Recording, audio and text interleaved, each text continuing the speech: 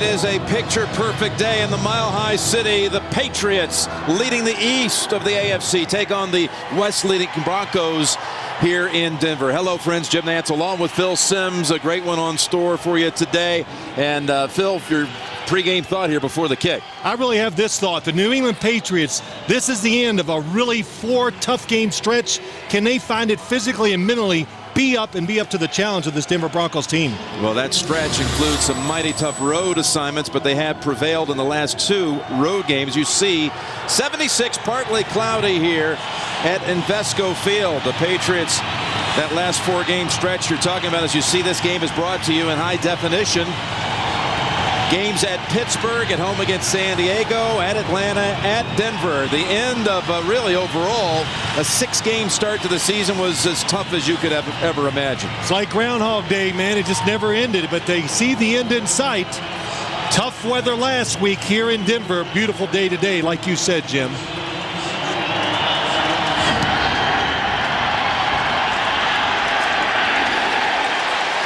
And we are underway in Denver, and the opening kick from Jason Elam goes through the back of the end zone. It's actually Todd Sauerbrunn kicking it for a touchback, and out comes Tom Brady and the Patriots.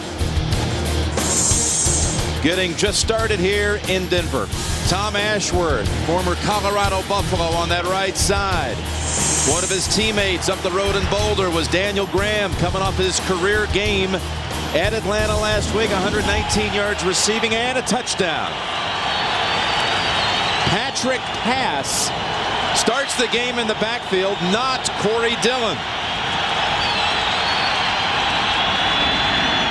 It's Brady right across to the big tight end. No, that's actually Al Wilson on the hit, and that was Patrick Pass. Was the receiver. 4-yard gain. And let's meet the Denver Broncos defense with 11 takeaways on the season. There's Courtney Brown. 4 former Browns on that defensive front. Ian Gold saved the win last week against Washington, deflecting Brunell's 2-point try at the end that would have tied it. And Champ Bailey, having missed the last 2, is back today, recovering from a hamstring injury. It's Pass diving ahead to the 26.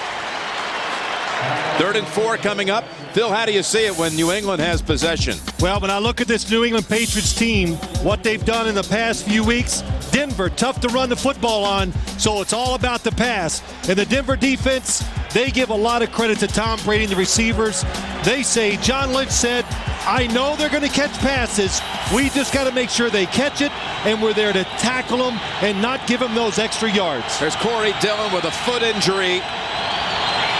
Active but not starting, coming off his first 100-yard performance of the season at Atlanta. 3rd down and 4. Brady flings it. 1st down catch made by David Givens. That's now 22 consecutive 3rd down catches by Givens that have gone for a first. Deion Branch to one side. If he's single, Tom Brady will go to Deion Branch.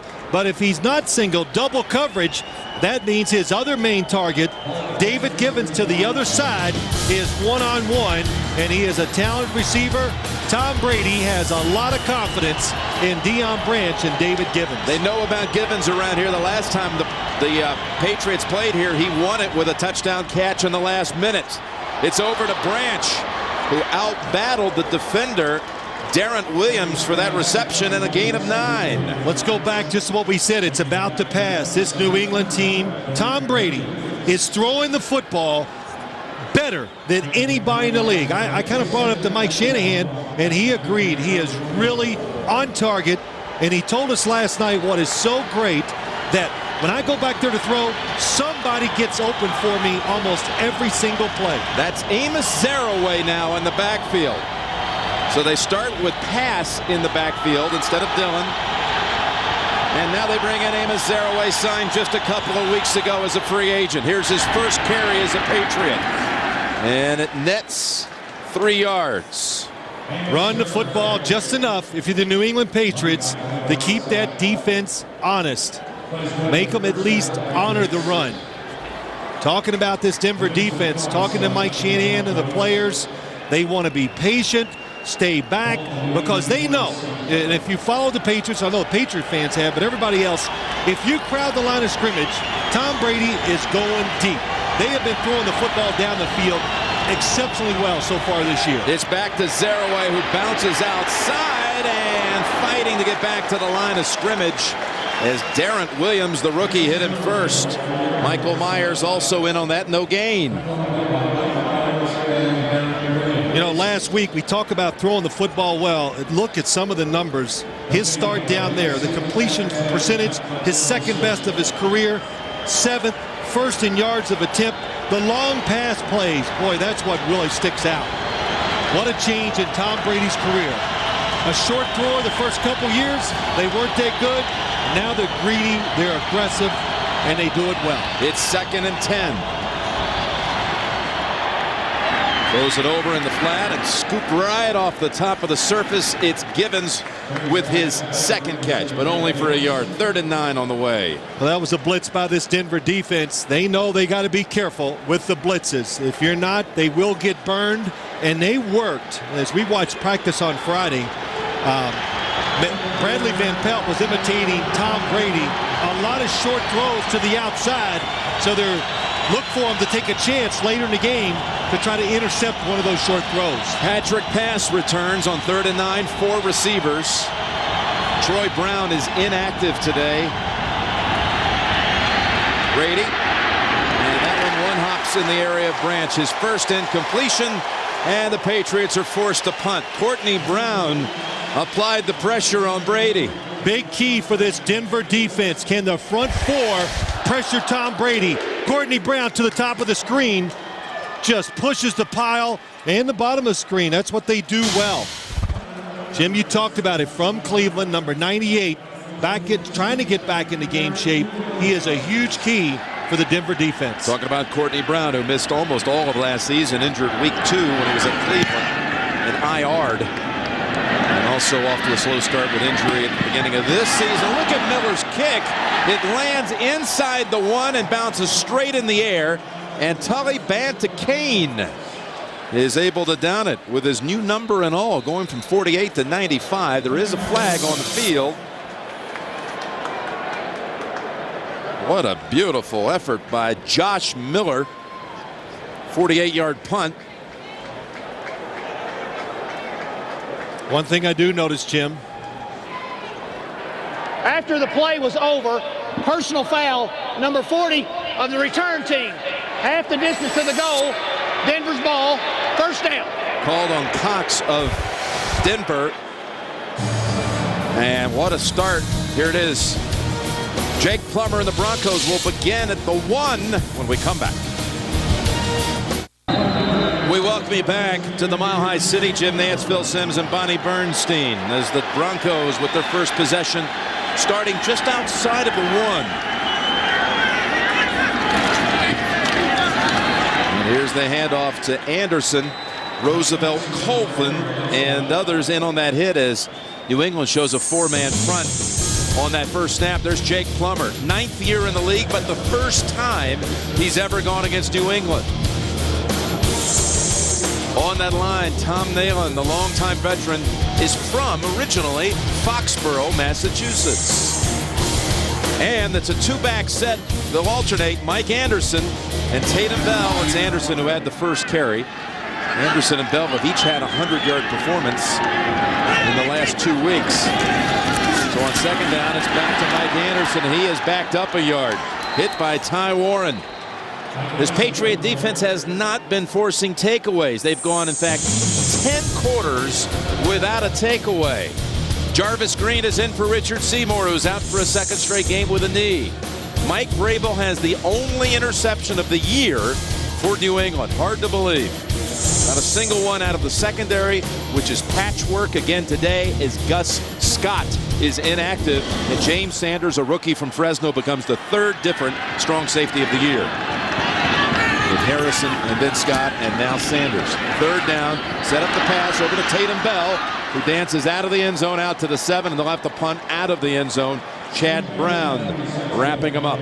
Good job by this New England defense. It's We come to the game when we do the Patriots and we go, well, let's see who starts. That time they had Mike Vrabel inside along with Chad Brown.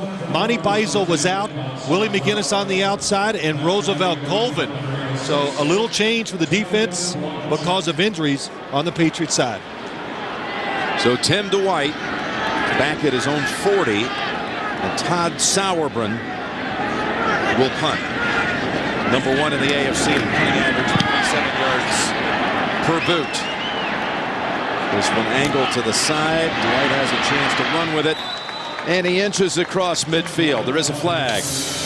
You can log on to NFL.com every Tuesday for Vic Carucci's Power Poll. He'll rank the top teams in the league. This year, the field, of course, wide open. So you can see who Vic Carucci ranks.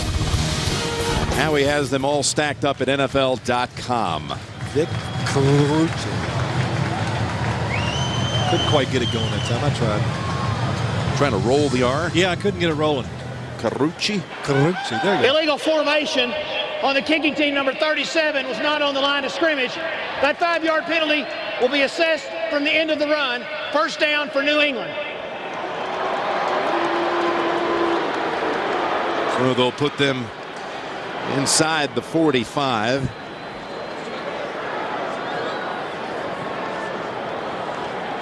Shanahan and Belichick's meeting again.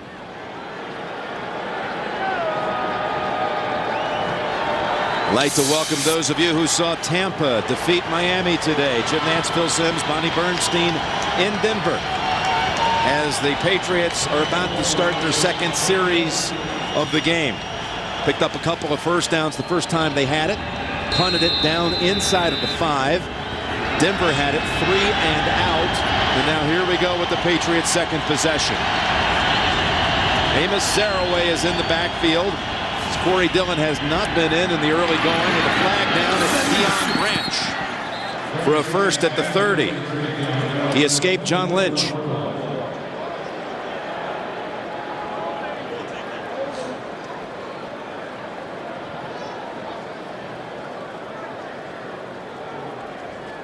Offside, 93, defense lined up in the neutral zone. The penalty declined. The play results in a first down. Yeah, so Branch has his second catch here in the early going. That one called on Price. Well, you know, you do not see that called too often. I was watching games, the 1 o'clock games, waiting for this one to start, and I see it constantly. Defensive linemen lining up in neutral zone, and it's never called. So Trevor Price, he knows the standard's been set. You got to back up now. First down, Patriots from the 30. Saraway, who led the Raiders last year in rushing with only about 400 yards. That was the top back for the Raiders in 2004. They did not bring him back to camp this year. And then just kind of sitting out, did not go through training camp with any team. He was signed as a free agent on September the 28th. Also back in 2002, Saraway had been the top rusher for the Pittsburgh Steelers. As Corey Dillon continues to watch, coach's decision is what we're hearing from the Patriots sideline. Dillon was nicked last week in the win over Atlanta, and he ran hard a week ago.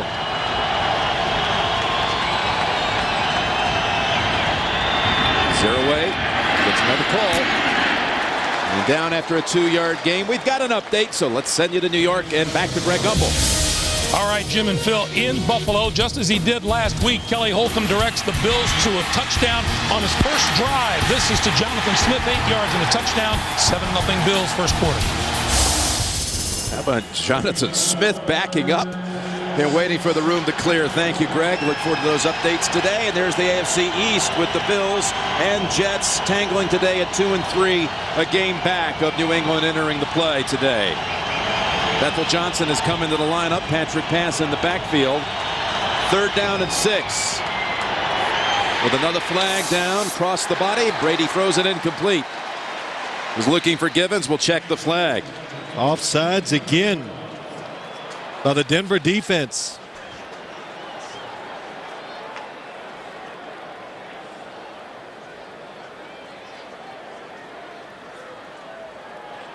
Offside, 61, defense. 5-yard penalty, still 3rd down. It's not enough for the first. They'll have a yard to go. 3rd down 1. Oh, he just Gerard Warren, number 61, little jump before the snap. Denver, third downs, very creative. Tom Brady says, I think his words were, man, this defense is crazy. And so that's tough to get ready for, because you got to think about, well, how do they view us? What will they do today? Will they play us like they did the Washington Redskins? No, they won't, Tom. They're going to do everything to try to keep you off balance just a little. There's Larry Corey, the defensive coordinator. You know, this is a spot right here where you really miss the presence of Corey Dillon if you're New England, getting that one tough yard. So unstoppable in goal line situations. And yes, you know, Jim, but this week, Corey Dillon, remember, the Patriots have next week off. So that makes coaches sometimes err on the safe side, because they know if they can get through the game, they don't have to use him. It was this week, now he gets the week off, and then they can even give him a few days the following week to get back to being 100%. Well, Belichick had asked for a measurement, which is his right. He had come out of the field a few steps, and it's not even close. But it is 3rd and 1 from the 22. This is only the 3rd time this season that the Denver opponent has started a drive inside Denver territory. Twice in the first 5 weeks, was fewest in the league. Mike Shanahan complaining to the official, because what it does, it gives Bill Belichick and his coaching staff more time to decide what they're going to run in this situation. And he going, hey, come on, you know it's not a first down. Don't give them that extra time to make a decision. They bring in Klecko as the fullback. They'll go with pass, and Patrick pass. Looks like he is stopped short by a half yard. Boy, it looked like the pile was moved, and he should have fallen forward for the first down.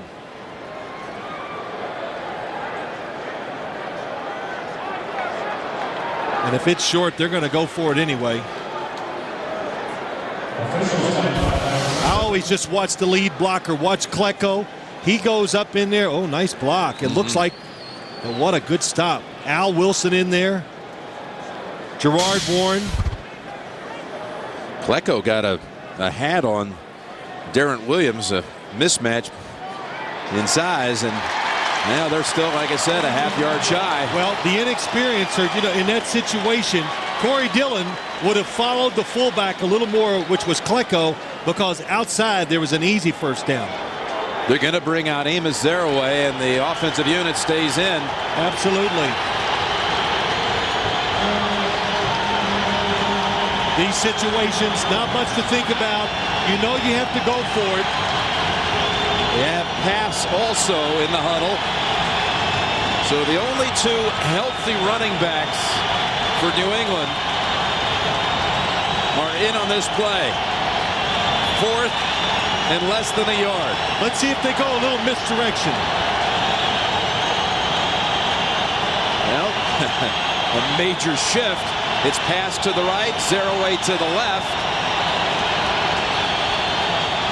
Brady just going to try to draw him off. He takes the timeout with 10 seconds on the play clock. And we'll take the timeout with him here in Denver.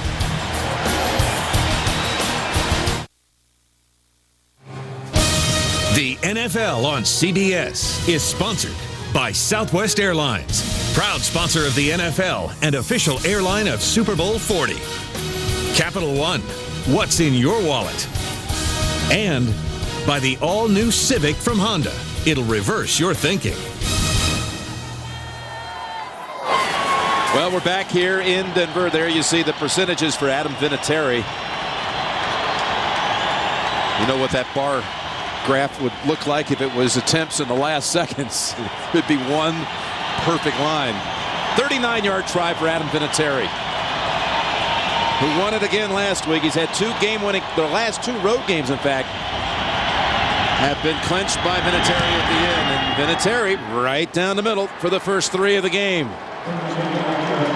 It's the first time the Broncos have trailed in their last 4. They have won 4 straight coming in, but the first points to the Pats. Well, there you see Denver has been playing from a very favorable position, to say the least, the last 4 games. It's a team that opened up with an awful performance at Miami week 1, only to back it up with wins against San Diego, Kansas City, Jacksonville, and Washington a week ago. You know, I look at this game, Jim. I see a lot of positives for the Denver Broncos. They're not turning the football over. They've been running it well. New England's on an unbelievably tough stretch. As usual, they're beat up. They have injuries.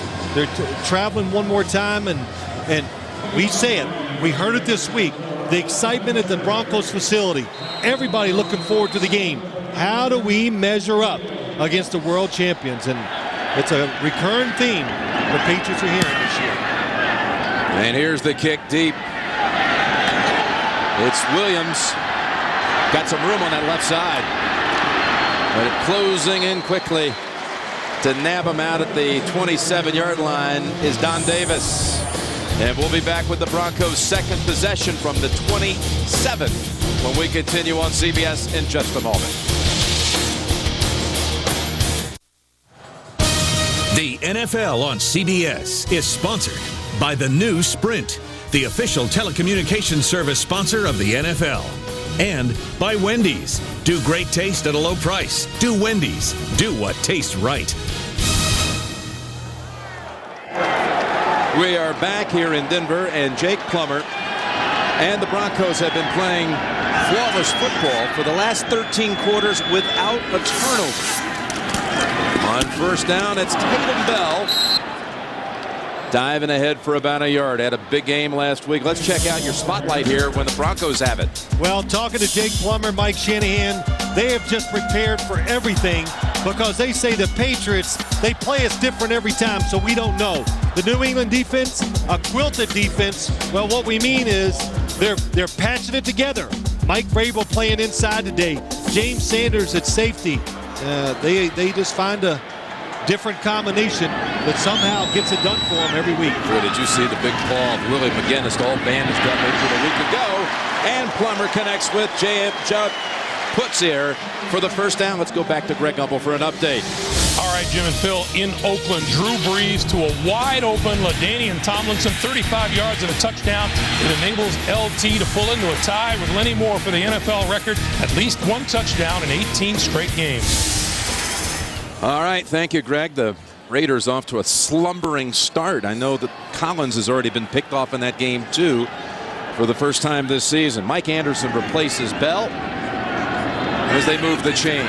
First down of the game earned by Denver. And there's Mike Anderson out to the 46. And we mentioned Bonnie Bernstein on the sidelines today. Let's check in with Bonnie. Well, Jim, you and Phil were talking about how banged up the Patriots defense was. Bill Belichick decided after 5 really physical games, he'd give them a break. Didn't make them practice in pads this week. Eugene Wilson, the third-year safety, gave us some what he thought was encouraging news. He said, we've had some breakdowns in communication, but I thought things went really well this week. He's put a lot of pressure on himself because he's the one calling the plays in the secondary with Rodney Harrison out.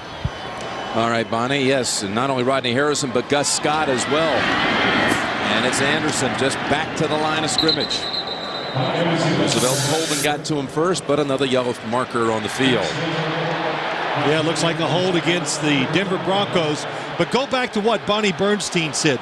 Eugene Wilson, remember, he's used to having Teddy Bruschi, Rodney Harrison make all those calls. Now all of a sudden, the pressure's on him to make the right calls, to pay attention even Holding, more. 50, offense, 10-yard penalty, still second down.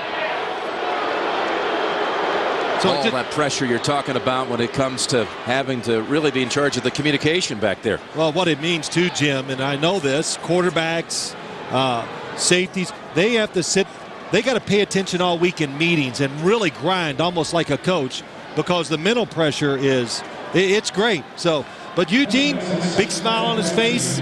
Seems like he's enjoying the role, and he's going to have to help a guy out there today. There he is, James Sanders. When in doubt, yell out to him and tell him what to do. Because it's Sanders' first career start. Last week was his first game. He's been inactive the first portion of the season. 2nd and 15 after the mark off.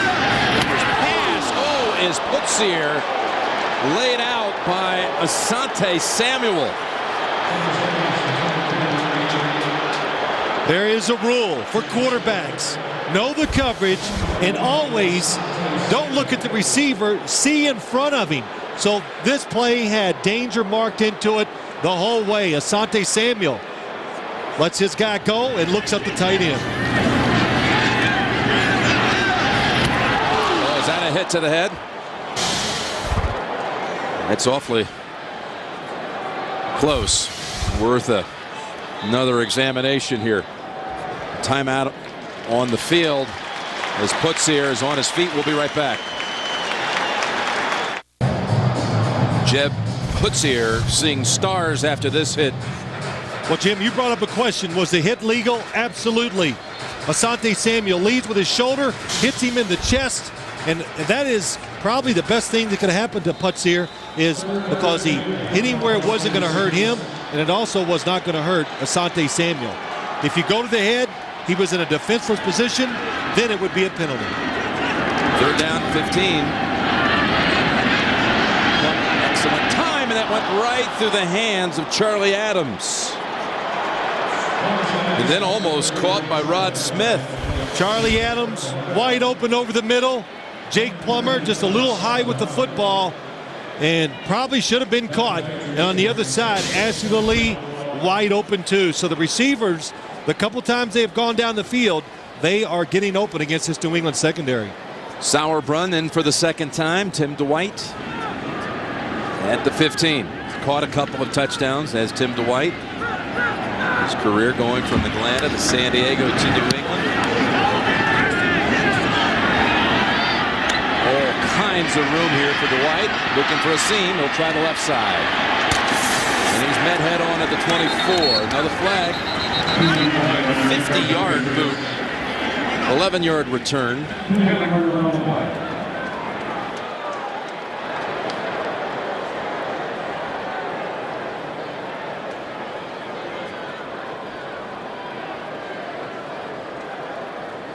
Seems like it's almost impossible to get through a kick, a punt without, you know, it's just. Well, you know, Jim, it's just too competitive. That's all it is. During the kick, holding 58 of the return team. 10-yard penalty, 1st down, New England.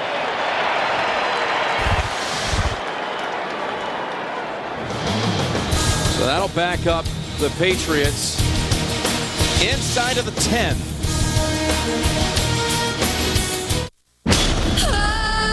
Tonight on a new cold case, how far would someone go to win a game? A baseball player's murder puts the detectives in play on the hit drama Cold Case.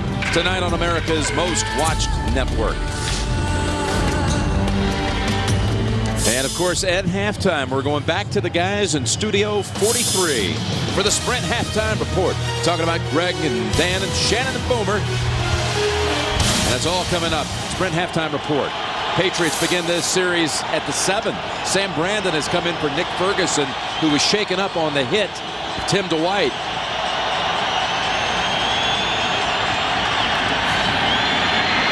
Take the end round, and that man is wide open. It's Deion Branch. They froze the defense, and a flag thrown in at the end. Might be a face mask out at the 27. 19 yards. What a play by Tom Brady. Felt the pressure, got rid of the fake. Personal foul, face mask, 22, defense. 15-yard penalty, assessed from the end of the play, 1st down. I'll tell you who's hobbling out there is Patrick Pass. There's a position you cannot afford right now to lose a player. It's right here at running back with only Pass and Zaraway looking like they're going to go. He got shaken up on picking up the blitz. Wow, he did a tremendous job doing it. But Tom Brady, good presence of mind, stepping up and making it happen. Otherwise, that could have turned into a safety. It's a 19-yard pass play, Phil, plus 15 yards on the penalty. That's the 5th penalty of the 1st quarter against Denver. Well, that time Denver crowded the line of scrimmage, and you can see what is going to happen when they do. Tom Brady will pick them apart to the outside if they get up there trying to stop the run. So Zaraway takes Pass's place, and he is met head on. No gain. Back to New York for another update from Greg. All right, Jim and Phil, LaDainian Tomlinson, open season against the Raiders. This one, 7 yards and a touchdown, 84 total yards for LT, and 2 touchdowns today. Chargers lead at 14-0. Thank you, Greg. And take a look at the AFC West with Denver with the 4 straight wins coming in.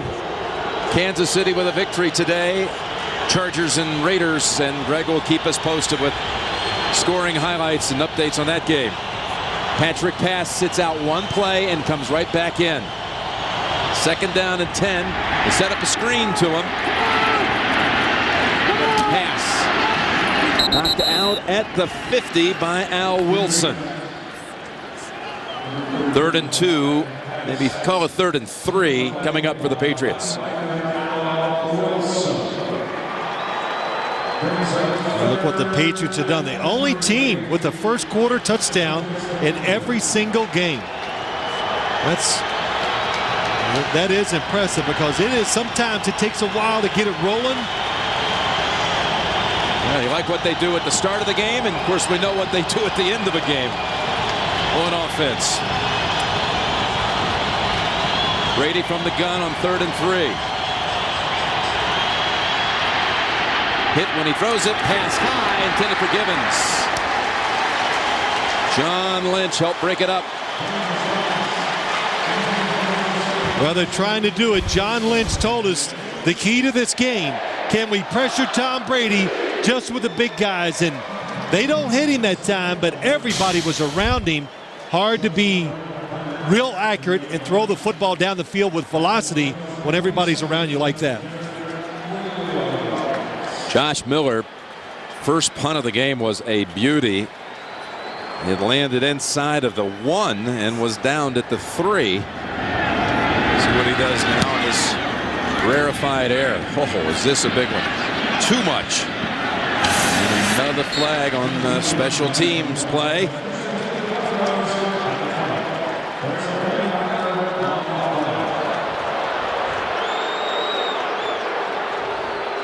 So the signal against New England. Decline it, take it at the 20, get the penalty.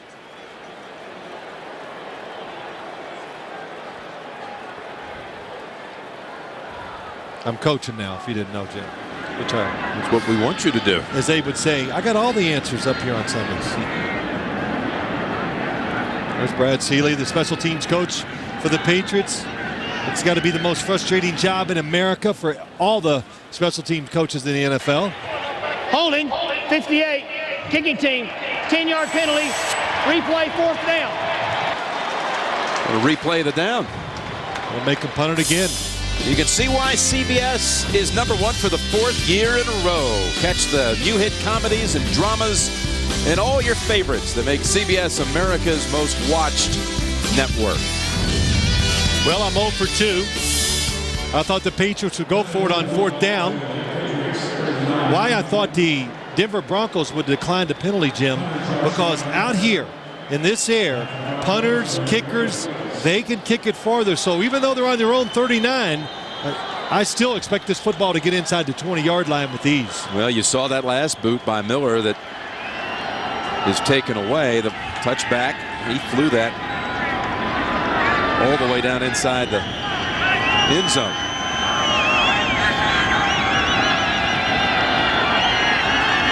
Well, let's see if he puts the big foot to it again. I'd say so. Yep. This one, look at this. Williams takes it at the 4. And a penalty. Going to wipe out any of this run back. Williams gets to the 20, but the flag back at the 5. And, well, Coach Sims, you were right. It's going to turn out. Gosh, you know what?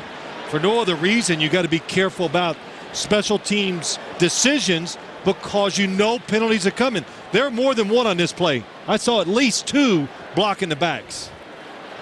It was after a 58-yard punt. And Jim, most of all, he should not have caught the football. Illegal block in the back, 22 of the return team. Half the distance to the goal from the spot of the foul. 1st down for Denver. And you saw the rookie from Maryland, Foxworth, shaking his head.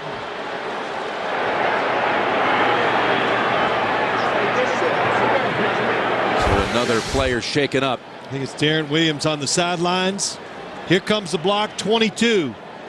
Oh, that's pretty simple to call. I can't even sit and say, oh, that's a tough call. Against Bethel Johnson. The returner, Darren Williams, still down.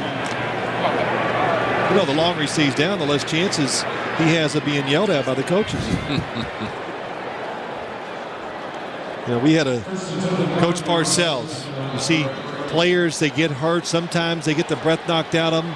He used to tell us, if I have to come out in that field, well, I won't even say it, because it's not kind. You better really be hurt. We could only imagine. Yeah. There's a pass out to the 11. That's Putzier back in the game after being shaken up. Let's go back to Greg for an update. Jim and Phil in Oakland, the Raiders have cut the Chargers lead in half from 4 yards out. Lamont Jordan right up the middle to the end zone. 14-7 San Diego now as they start the second quarter. Well, that one they had to have. Thank you, Greg, after a couple of LaDainian Tomlinson touchdowns, torching them early. You can see the first two possessions for the Broncos have resulted in punts. Yeah, a lot of talk. You know, you're a Denver Broncos fan. You're used to seeing high-powered offense. Tatum Bell picks up the first down, and they'll move to the other end at the end of the first quarter. 3-0 New England. You're watching the NFL on CBS.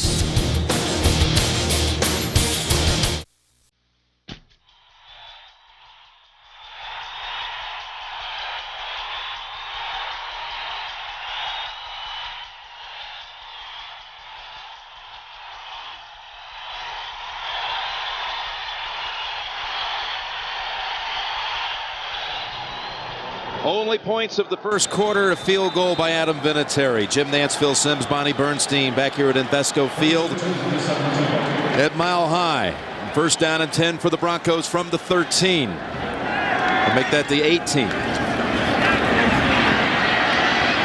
And it's Plummer going to tuck it under. Slides out for a gain of about 5. Well, this Denver Broncos offense, it has not found its rhythm yet this year. When I watch them, the running game, that's the key. They haven't got that going today. The passing game out of sync. And then receivers missing passes when a chance comes. You got to take advantage of it. And the Denver Broncos, it's about running the football. It's about Jake Plummer going the opposite way on play-action passes, and it's about big throws down the field. They did tremendous at it last year. They have not got that going so far this year. Looking at the pass here on second down. Down the field, Rod Smith. That's the longest pass play of the season for the Broncos, and Smith is finally dragged down at the 5. Jake Plummer told us on Friday that the Atlanta Falcons had these opportunities, and they threw it up the field instead of across the field. And that time, such an easy throw. He throws it way across. Watch on the outside, Rod Smith. He's got good position. Instead of up, it's across. That way, Dwayne Starks can never catch up to him. 72 yards to Rod Smith, the all-time receiver here. Can you imagine through 5 games, Denver did not have a pass play to a wide receiver longer than 23 yards. They just topped it by 49 with that one. That could change the makeup of this game. George Foster was slow to get up, and because the down clock was already operating and they were slow to get to the other end of the field, there's a timeout. Timeout called. Jake Plummer said, I will get lots of opportunities to throw it down the field. There was his first real chance, and they took advantage of it.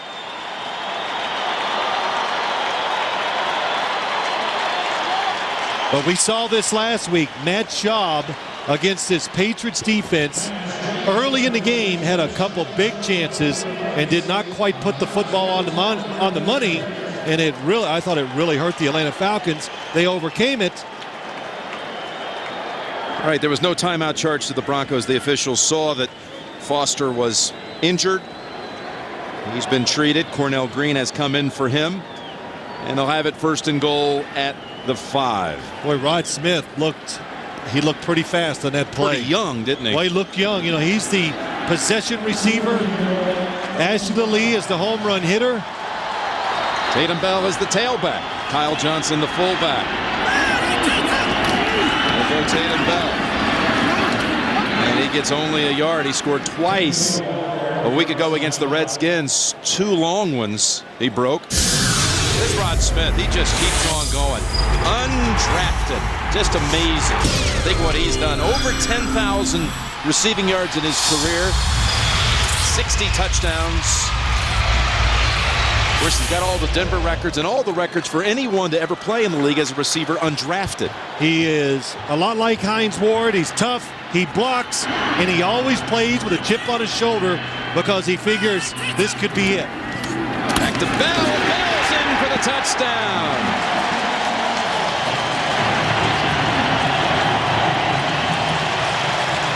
Tatum Bell takes it the final 3 yards, set up with a 72-yard hookup, Plummer to Smith. This time, Tatum Bell has a little more patience. He waits. He sees that little lane to the backside. He cuts back, and he goes in the end zone almost untouched. Patriots really selling out to try to stop the run. So if you wait, there could be a gap that opens up to the backside. Jason Elam in to add the extra point. Jake Plummer told us on Friday that he hoped that last week was Tatum Bell's breakout game. He's in the end zone again this week. 7-3 Denver.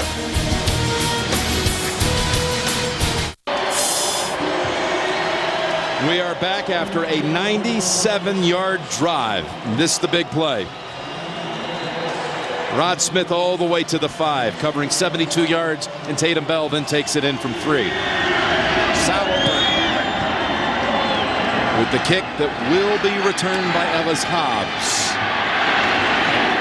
And Hobbs gets away from the ankle tackle, but is swarmed under at the 21.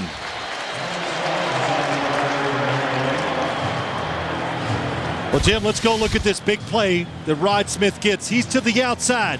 Dwayne Starks is to his outside. So when he goes up the field, look, there's nobody in the middle. He goes across. If he'd have went up, Dwayne Starks would have run underneath him and knocked the pass down. And like we said, the fact that he kept coming across the field, that made it an easy throw and, of course, a much easier catch for Rod Smith. And trick pass, the running back.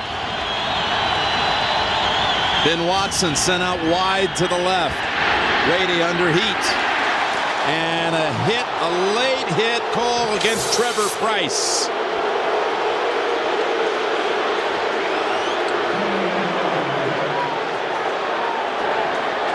Well, the officials are getting together because they're going to see if it was intentional grounding too. Was the pass near any receiver? If you throw a football down the field knowing that you're going to get sacked, they can throw a flag on it. Personal foul. Nothing to pass it. 93 defense. Hits the quarterback in the head. 15-yard penalty. First down. Trevor Price, top of the screen. Oh, boy. It's not even close. I do not see how. Oh, there it goes. Well, let me backtrack one more time. The hand, his left hand, was on his chest. It went up to the face mask. And everybody goes, well, it wasn't bad. Oh, you can't start as an official deciding, oh, that one was not too bad. This one was worse. If you put the hand up there, automatic flag. Brings it out to the 36. Zaraway with a big loss. Hit by Courtney Brown. Set back 5 yards. Let's get another update. Greg in New York. Jim and Phil in Buffalo. Kelly Holcomb continues to produce as the Bills starting quarterback. This little pitch and catch with Eric Moulds, good for 15 yards and a touchdown.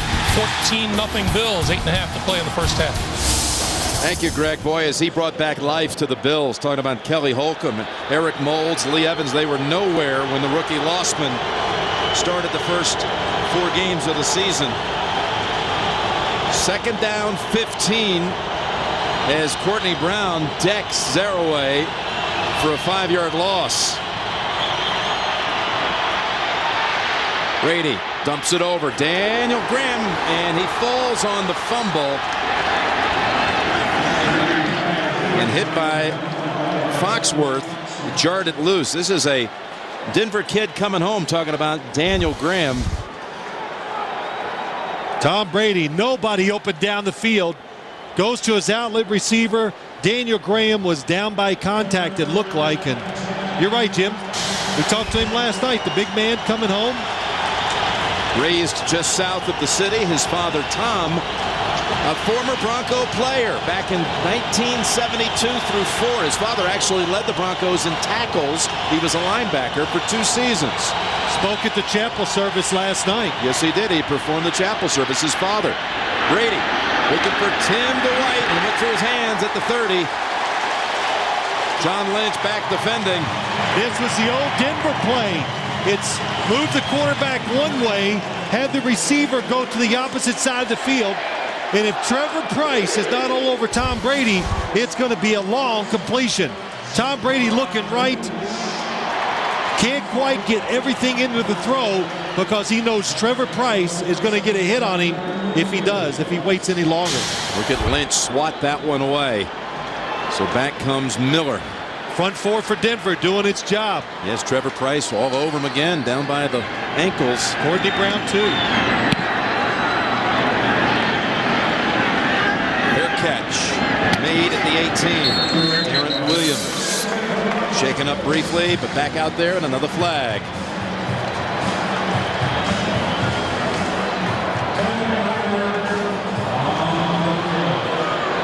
You know, Denver already has 7 penalties. During the kick, holding 53 of the return team at the distance to the goal. Make that 8. First down for Denver. We are just 4.5 minutes into the second quarter. They've already been penalized more times today, 8 times, than they have in any other game this season. But they lead 7-3. Broncos.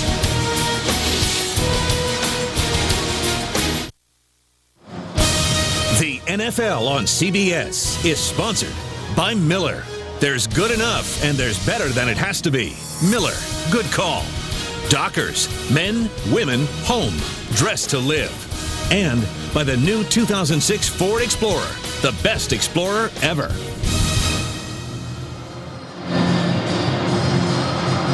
Well, again, the penalties already a season high. Early stages of the second quarter, 8 times. Anxious and aggressive, that will lead to penalties. So time to settle down and play. Let the emotion get out of the way and perform and do what you've been practicing. Mike Anderson in the backfield as Denver for the second straight series starts inside of its own 10. Last time they took it 97 yards for a touchdown. Rolling out, it's Plummer. Wide open, he's got his target, Laley. And a first down with all kinds of room now to operate at the 28. Well, when you run the football with a little success at all, they've been doing a lot of runs on first down. Watch Mike Vrabel, how full they are. And out to the outside, you don't get this open in the NFL unless you are deceiving the defense, and that's what the Broncos did that time. 19 yards for Laley. That's his longest catch of the season. Tough spots, big moments. Mike Shanahan loves those bootleg passes. Oh, you got another one coming. Over the top. Plummer got the post pattern, looking for Laley. He's got it inside the 20. Well, I said he just had his season long with 19. Tops it the very next snap for 56. Jake Plummer had to know it. He came out, he saw the defense rotated too much. Ashley Lee at the top of the screen just runs right down the middle. And look at the defense. They jump up. That allows Ashley Lee right down the center. Boy, keep concentration. I can't imagine what goes through a receiver's mind as he sees the football in the air for that long. And Jake Plummer, there's those big plays we talked about. Timeout called by Denver. That is twice now Starks has been burned. And of course with that reworked secondary, a new strong safety. Where's the help? We're back in Denver dominating the second quarter. Look at the yardage. You know, we were talking to Jake Plummer on Friday. He said we have actually a play in after looking at the films last week. Patriots game against the Falcons. We call it Atlanta. Atlanta, that's right. Atlanta ran it. They didn't hit it. They learned from it, and they hit it today in the game, and you saw the red zone, what they've done so far this year. First down, there's the carry with Mike Anderson for 4. listening last night to Bill Belichick, I asked him, do you play a lot of guys up? Does that help you against the run game against this Denver Broncos offense? And he says no. Why it doesn't, because when you bring the extra defenders up there, they have to be looking for the bootleg passes from Jake Plummer. So you should be staying back. So that's why, one of the reasons why this Denver Broncos team has good running games almost every week. Tatum Bell was in, and that quick burst that he has takes it all the way right on the first down line. Cooper Carlisle threw a good block for him. Well, again, they're so good at this. Get them running left, and if people run too fast, the runners are trained to see it, to stop and cut it back. They're aggressive. Tatum Bell, Mike Anderson, and even Ron Dane, they know. Coach Shanahan will play all three, be tough and aggressive when you run the football. He got the first goal to go here for the Broncos. Plummer passing for it. Looking for Smith. Touchdown, Denver. Got him again. Everybody playing run. One-on-one coverage. That's a lot to ask for out of these defensive backs for New England. Really well-designed play that time. What they do, they take two receivers to the right and they cross. And it makes it impossible for the defensive backs to get out of each other's way and get to their receiver in time to stop the touchdown. Hard to imagine what we've just seen in the last 5 minutes on the game clock. We've seen Denver drive at 97 and 91 yards against New England. 2 touchdowns in 4 minutes and 44 seconds. Plummer to Smith, and the Broncos are up 14-3. The NFL on CBS is sponsored by AmeriQuest Mortgage, proud sponsor of the American Dream, and by Circuit City. For the hottest new technology, think Circuit City. Just what I needed.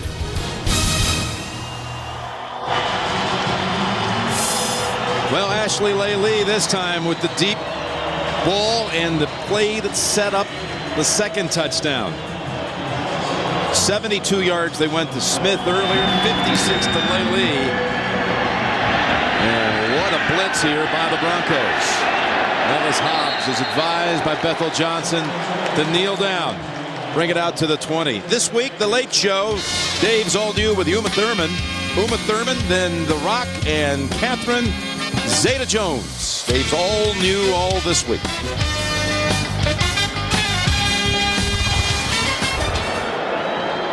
Rod Smith gassing up a little bit after a pretty remarkable stretch. Yeah, it is. Mike Shanahan said, what did he say Friday? Hey, the big plays, they're going to come. I know it. And they do know, because the way teams play them. They gamble to stop the run. That gives those wide receivers chances to go deep. That pass intended for Ben Watson. Tell you what this is starting to remind me a little bit of is last year on Halloween at Pittsburgh, when the Steelers had this flurry in the first half, and there was a game which Corey Dillon did not participate in. They had no running game with Corey on the sideline. I don't know if he'd have been a big factor today, but Jim, what did we start the game with? What did you ask me? I said, this is a tough spot for New England.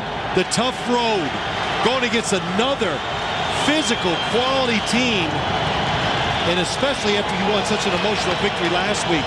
Can you get up one more time? You saw Dillon, he's active for the game.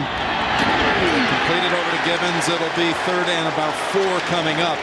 He is dressed.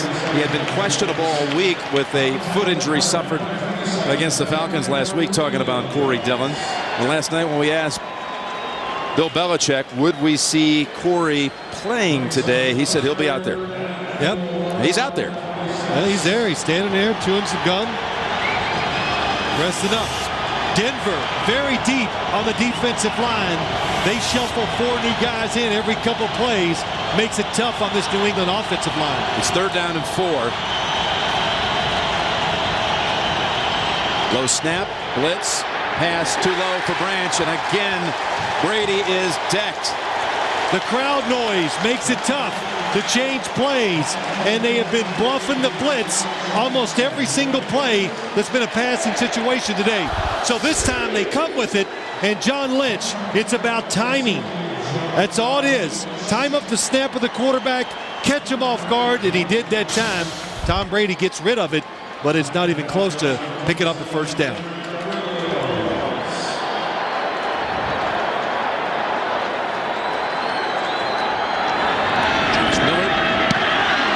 Pressure on him too. What a punt. Big spiral. Williams stays away from it. Ooh, that just grazed the sideline. Rolls into the end zone. They'll down it at the 22. The Patriots have just released a statement here at the stadium regarding Teddy Bruschi. It's been talked about all day long on the NFL Today. The New England Patriots, this is the statement, have been advised that Teddy Bruschi has received the unanimous medical clearance from outside specialists in the field of stroke neurology. He has also passed multiple physical examinations by team doctors and has been cleared to resume practicing as early as this week.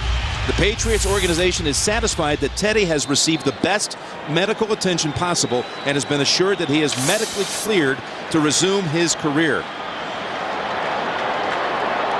And from the 22, one last bit of that statement, as you see Mike Anderson pick up 2 yards. The last part of that says Teddy and his family will make the final decision as to whether he returns to the field and begins practicing once again with the team. The Kraft family and the entire Patriots organization want only what is best for Teddy Bruschi and his family and will continue to support his decision. Well, you and I have talked about this a lot, Jim, and here's my view.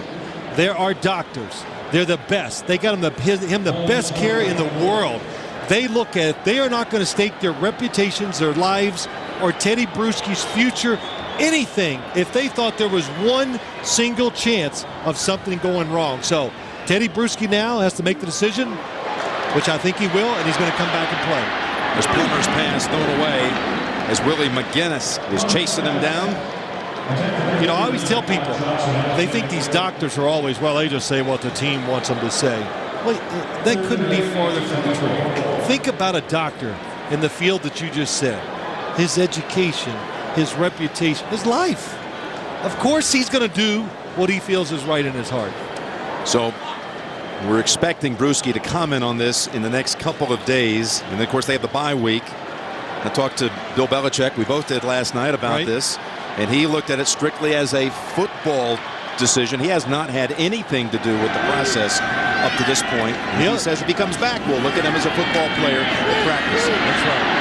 And this time they get to Plummer. It's Klecko and McGinnis. The weak spot of this team, you look at the Denver Broncos, is when they have to drop back in obvious passing situations. Not a big, powerful offensive line, so they get pushed around. And this time, the New England secondary all over the receivers. Nowhere for Jake Plummer to throw the ball. First sack of the game for the Patriots. Perhaps a little momentum changer. So Sauerbrunn in for the third time. Tim Dwight at the 35.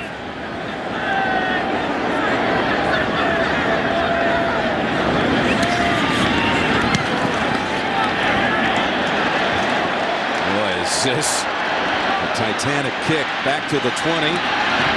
And by the ankles, he is hit. Keith Burns celebrates after a 66-yard punt, 10-yard return.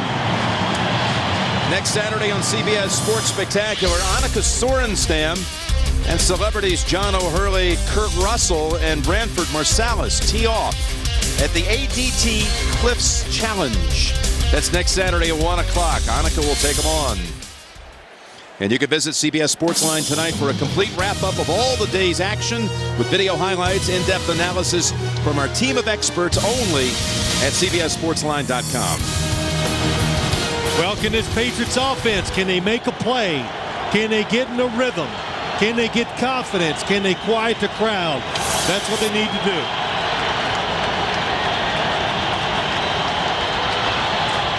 Can Brady get some protection?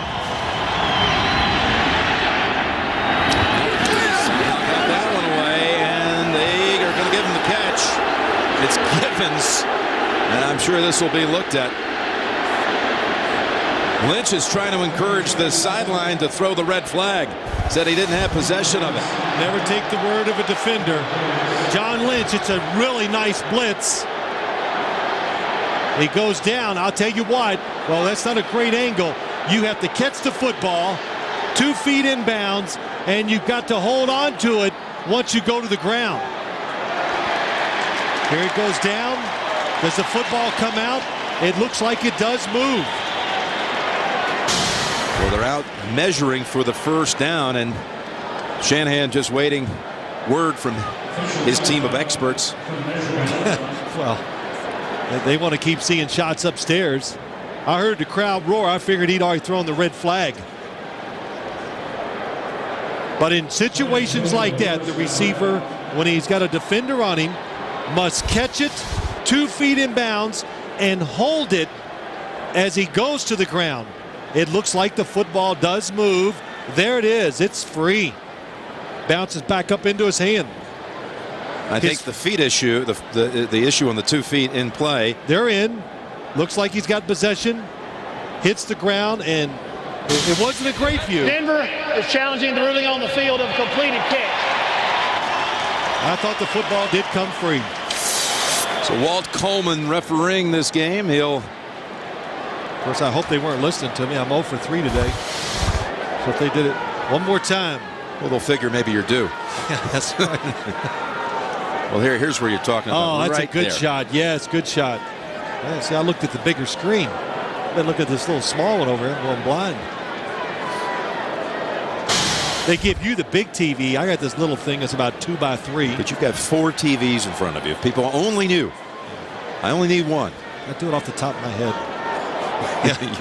You are watching our game, aren't you? Well, occasionally. That's a good line. Bill Belichick out here in Denver, where at one time he was an assistant coach in the Broncos organization back in 1978. He was a defensive assistant. Defensive coordinator back then was Joe Collier. Joe Collier, yeah, that's an interesting guy to learn a little defense from. He said he learned a great appreciation of the 3-4 with Collier, but maybe more than anything, he learned a whole lot about breaking down film, and he gave us a whole lot about how you think you know how to break down film. Well, yeah, more involved than you think. Learned a whole new way. The 3-4 defense, which he has specialized in his career, he'd learned it from Joe Collier, and then he hooked up with Bill Parcells a little bit the following year, and he goes, wow, this is another way to do it. So coaches are, it's really kind of always fascinating to see how they formulate what they are. They just steal a little bit from everybody. They learn something, and they put it in their own words and teach it their way.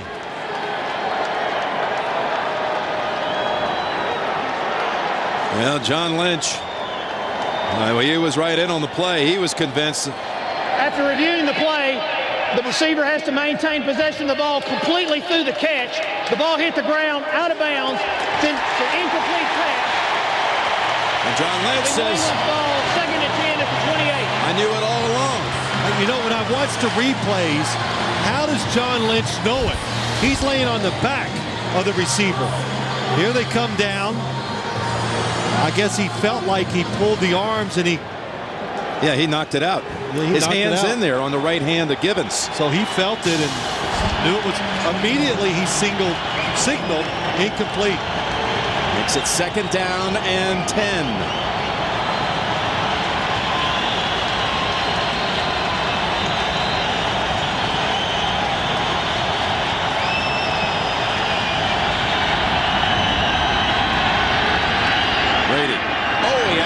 That time.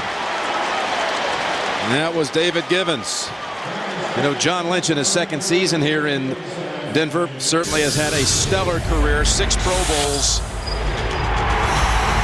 But one thing that maybe no one ever knew, he's in the Baseball Hall of Fame indirectly. He was the 2nd player ever drafted by the Florida Marlins organization and actually went to Erie, Pennsylvania, threw out the first ever pitch in a Class A game, and they put his uniform in Cooperstown. Good story. He said it took me 6 pitches to throw a strike. So Bill Walsh said, I think you've got a future in football. Tom Brady taking off on 3rd down, and he knows where to go for that first. That's a good job by Tom Brady. Quarterbacks have to know when defenses turn and run with the wide receivers, there's nobody looking at him. Everybody down the field, look at him. Nobody sees Tom Brady, and when they finally do, it's too late. Rushes for 12, scrambles for 12, the longest run of the day for New England. Daniel Graham, he sees him coming down the field running. Dominique Foxworth just throws him right out of the picture. Patrick pass, gets the edge, and takes off to the 45, and another first down, running behind Logan Mankins, 15 yards. Big drive by the Patriots trying to settle back into this game to the outside. Daniel Graham, look at that block. Anytime you see a team that runs the football well and they go outside, you need a good blocking tight end. And Jim, he said last night, blocking, I get as much enjoyment out of throwing a good block as I do catching a pass down the field. That tells you something about an unselfish and tough player. Yep, Daniel Graham. Here's pass for 2 yards. And he said, I take a lot of pride in my blocking. In the fact there are games where they don't throw to me, it's no big deal. That was very refreshing. Well, he's not a wide receiver. That might be the difference. Where you draw the line right there. Yeah, wide receivers. But I liked his other thought. He says, when I catch the ball, what is it? I have one move. Straight ahead. Straight ahead. You saw that last week. Straight ahead. Run him over. Runaway train run for the touchdown, 45 yards against Atlanta. My one move. Yeah, that's my one move. Into White, zigging and zagging, and back to the line of scrimmage, and a loss actually of a yard. Let's go back down to Bonnie. Talking about Graham's toughness, he says, as tough as my coaches are here in New England, you should have seen the guy I had in high school. Now, Graham, of course, you talked about, was from Colorado. He went to Jefferson High. Oliver Lucas, his coach there, he said, when I was in high school, I dislocated my shoulder. I was down on the field. Coach Lucas came over to me. He said, get up, get over to the sideline and get it wrapped up. So anything Belichick throws at him or any of his coaches, he's all prepared for that, Jim. Yeah, that was a great story. He's back home. He's got some 25 members of his family here, friends. Game today, back home in Denver. Third down, Brady. Boy, did he take a licking. That defensive front, Trevor Price and Ebenezer Ekubon, both just pushing the pocket. That's what they need, this Denver Broncos defense. John Lynch going on the blitz. He's picked up, but people all around Tom Brady takes a big hit. No chance to get the completion. I'll tell you what, all these injuries this season of the Patriots, they better be careful. The quarterback's getting killed. Yeah, he took as many big hits last week as I have ever seen him take in his career, games that I've done. And when you get hit a lot like that, it wears you down over time. And Miller flies it all the way to the back line of the end zone. So only net 24 yards on the punt. Touch back out to the 20. Well, if you're looking for some big hits, the world premiere movie tonight on CBS, Walker, Texas Ranger. That's right, Chuck Norris is back. Trial by fire. You know what that means, don't you? That means our producer, Lance Barrow, he's not going to dinner with you tonight. He's going to be in his room, laying there, room service, watching his man, Walker, Texas. Trying to see if there's some shots from some of his hometowns back in Texas. That's right, Floydada and Fort Worth and all that. Colleyville action. Hey, I recognize that place. Chuck Norris, Texas Ranger, back on tonight. Walker. And Bell, Ole trying to make a move and slip, and Colvin was right in on him. Only a gain of a yard. Approaching the 2-minute warning, with Denver putting up 14 in this quarter in a 5-minute span. I'm not shocked about Denver's offense hitting the big plays. Everybody's done it, but New England's offense not able to do much against Denver's defense so far. All right, we are reaching the 2-minute warning. 14-3, Denver. Well, Champ Bailey, the all-pro corner, who is playing today after missing 2 games with a hammy, getting stretched out. Jim Nantz, Phil Simms, Bonnie Bernstein here in Denver. You're very impressed by this Broncos defense today, huh? I am. The defensive line, they put a lot of pressure on them. They said we need them to play really well. They play like 7 or 8 of them, so they got the depth. But New England's offense, the passing game has been clicking so well. I didn't know if they could hold up today, especially the defensive backfield against the Patriots receivers. Second down and 10. And it's Tatum Bell taken off to the 40. He's got an open field. 50, 40, foot race, 30. Tatum Bell, 20, and dragged down at the 10. 70 yards, Tatum Bell. Tatum Bell can be a difference maker because of what you just saw. The speed. He takes 10-yard runs and makes them into these long, tremendous plays. Last week, he had 2 big ones against the Washington Redskins. They over-pursue again. He cuts it back, and not many running backs could get that much yardage. Watch the blocking inside. Oh, they catch the linebackers. They just wash them down the line of scrimmage, and Tatum Bell cuts it back. Mike Anderson comes in, officially 68 yards for Bell. And Anderson, he's a straight ahead runner, and he is in. Touchdown, Broncos. You get him with speed, and then Mike Anderson, there are no frills when he runs the football. It's about being tough and getting in there and getting some extra yards. Mike Shanahan not afraid to play any of these running backs. The offensive line, oh, Ben Hamilton, good block. Kyle Johnson, what a block by the fullback down the field, and tough running. That is really a tremendous combination. You talk about what Bell does, what Anderson brings. Sanders, by the way, of the Patriots, is being helped off the field. Mike Shanahan says that from Tatum Bell, I only have one question. Can you do it in the fourth quarter? Can you stay healthy? That is what has really held his career back. Got to prove it. Got to prove it, says Mike Shanahan. This is actually not going to be reviewed from upstairs since we're in the last 2 minutes. Was a knee down before the goal line. It's going to be close.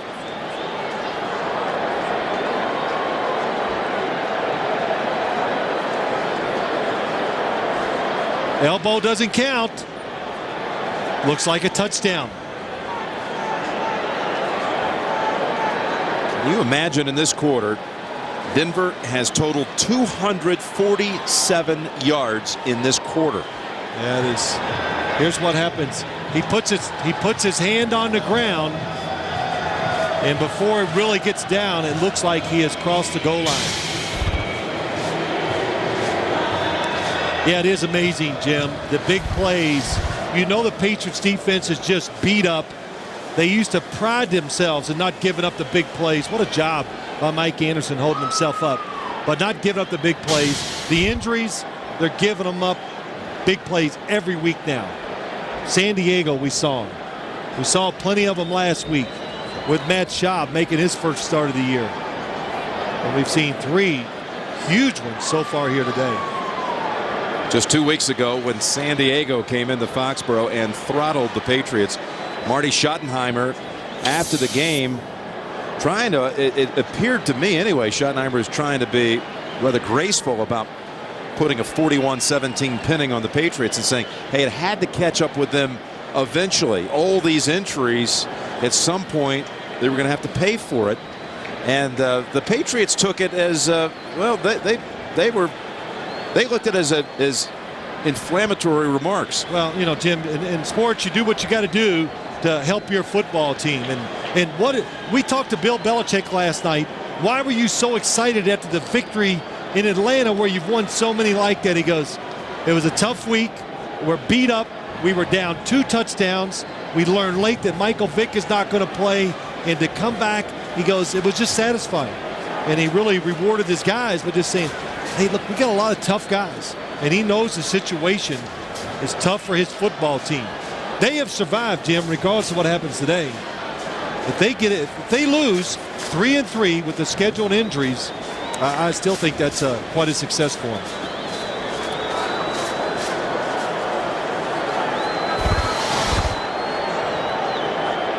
Oh, that's a good shot as he hits the ground. The football is across. The runner's left elbow elbow hit the ground while the ball was at the half-a-yard line. So it will be 1st and goal from the half-a-yard line for Denver. So the hand and the foot, if they're on the ground, that is okay. But the fact that that elbow hit just before he crossed is what did it. That's what they're saying. The left elbow, as he braces himself, that's all good. The body's up. The elbow hits. That's as it hits the. Was he over the line? They say no. You can see if you're judging by the elbow, it's just going to be, if it's not a cross, if it doesn't break the plane, it's certainly just inches short of it. They've got Anderson in the backfield. You would think they'd go ahead and allow him to get his touchdown here. If you're Denver. 3 plays exceeding 50 yards in this quarter alone. For the injury. So that was their second timeout prior to the play.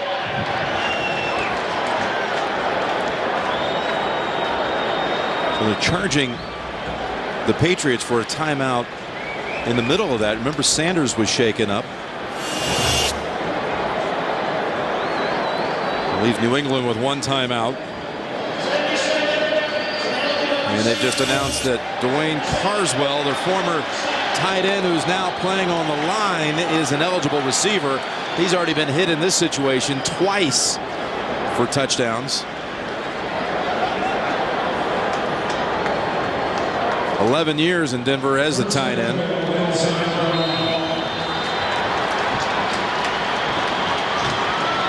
He lines up on that left side.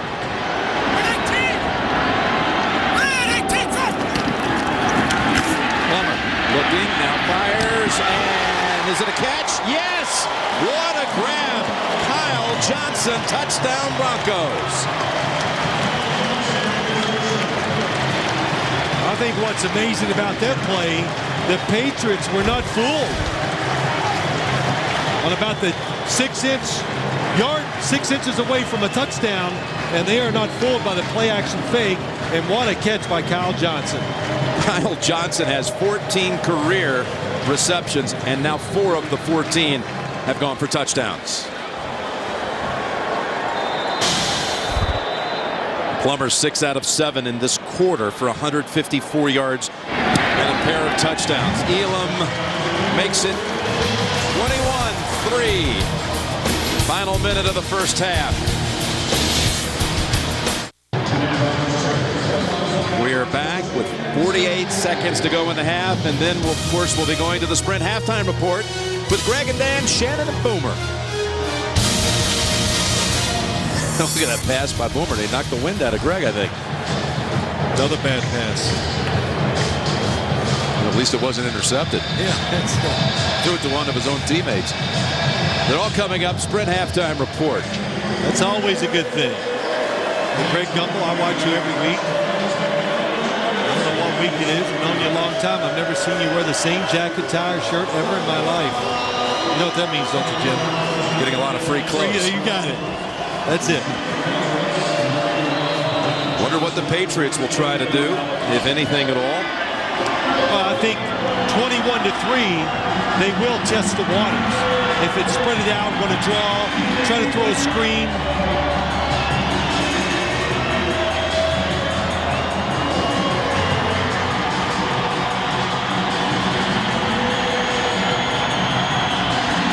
Oh, is he fired up, huh? Chuck Warrock. Backup linebacker and special teams performer for the Broncos. Bethel Johnson.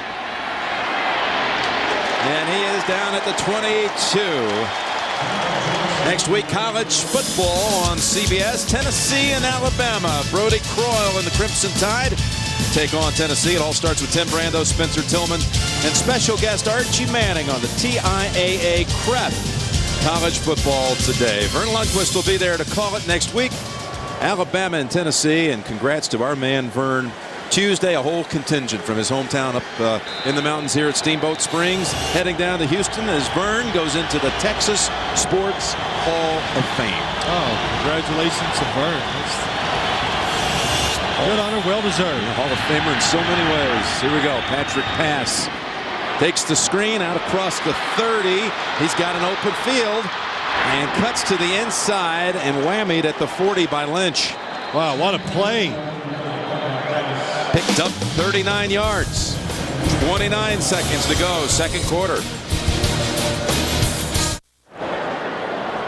Adam Vinatieri getting ready for a possible attempt before the half. Patrick pass is still down on the field. This is for the second time in this game. Well, after he just picked up a gain of 39, the first Patriot play exceeding 20 yards today. You know, Jim, he got hurt his shoulder picking up a blitz.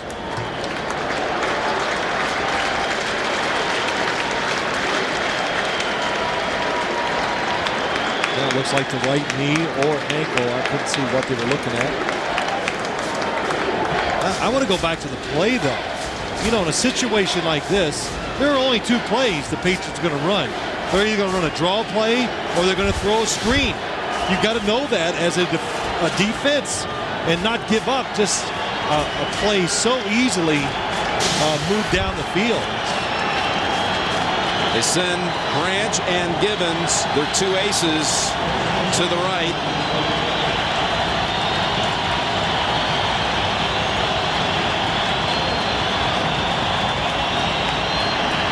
In on Brady again, and he had to just get rid of it. It's Courtney Brown. I think Courtney Brown's getting back in the groove. As he said, I've been out for a year. And so he's been a little rusty, but he's so big, and he even looks big on the field. He's powerful. And I said it earlier, if this guy comes through and turns out to be the player that he was when he was healthy in Cleveland, they have got the biggest steal of the offseason in the free agent market. Free agent picked up back in March. Former first pick in the draft in 2000. #1 overall. Second down and 10. This time Brady has protection. Goes across the middle to the 35. And they got to hurry to the line with no timeouts. Yep, they're definitely in range for a field goal right here. It's third down and 5.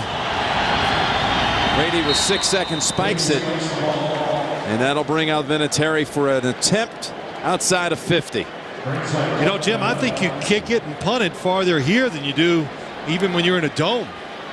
The punters, they must just say, wow, I want to kick out here for a living. Yeah, ball is just absolutely flying out here today. In this thin air. And 53 yards, it appears, will be the yardage for Vinatieri.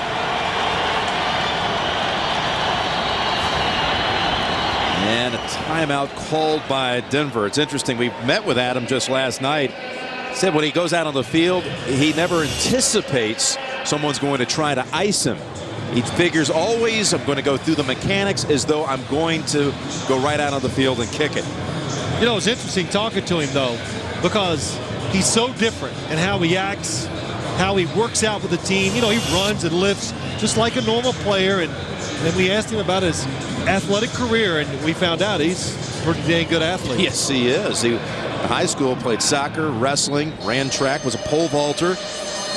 And in college, he one year was a backup quarterback. Considers himself, in the end, a football player, not just a kicker. And I know that a lot of people like to debate about that, but he says, kicking kind of chose me. I didn't choose kicking. It was a way he could stay in the game. That's right.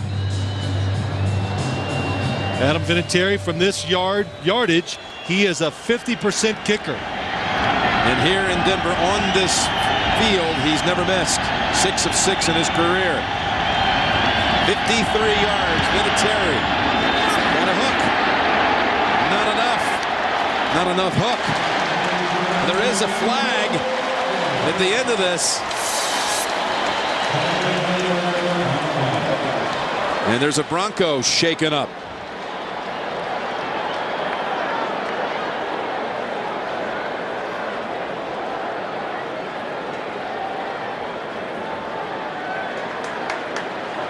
John Lynch and others indicating it's going against New England.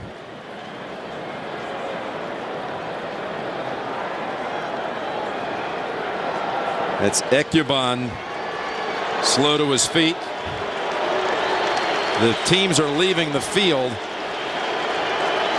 So this is going to be against New England. After the play is over, we have a personal foul, number 70 of the offense. That penalty is disregarded, and he is disqualified from the game. That is the left guard, Logan Mankins. The starting left guard is disqualified from the game for the second half. Their first round pick is kicked out of the game. And Brady already having a tough time with protection today. There he is. Oh, it looked like he threw a punch. Go down to Bonnie. Well, Jim, Mike Shanahan finally got some of those big plays on offense you were hoping to get. What did you see in New England's defense you could take advantage of? Well, we just executed. We made a couple big plays. Jake made a couple good throws. Ashley and Rod came down with the ball, and you got to keep a defense like this off balance. Hopefully we can keep on doing it. Coach, thanks. That's the end of the first half with the score. Denver 21, New England 3. We'll be back with the Sprint halftime report after this message and a word from your local station. You're watching the NFL on CBS.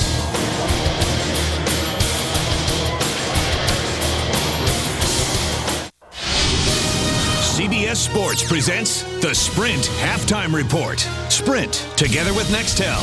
Yes, you can.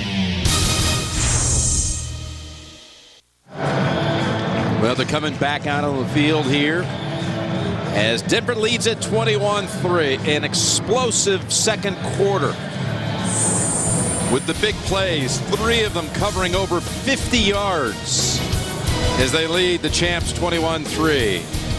Second half coming up. The NFL on CBS continues after this word from your local station.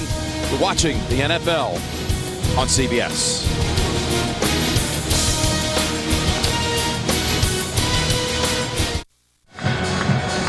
New England kicking to Denver.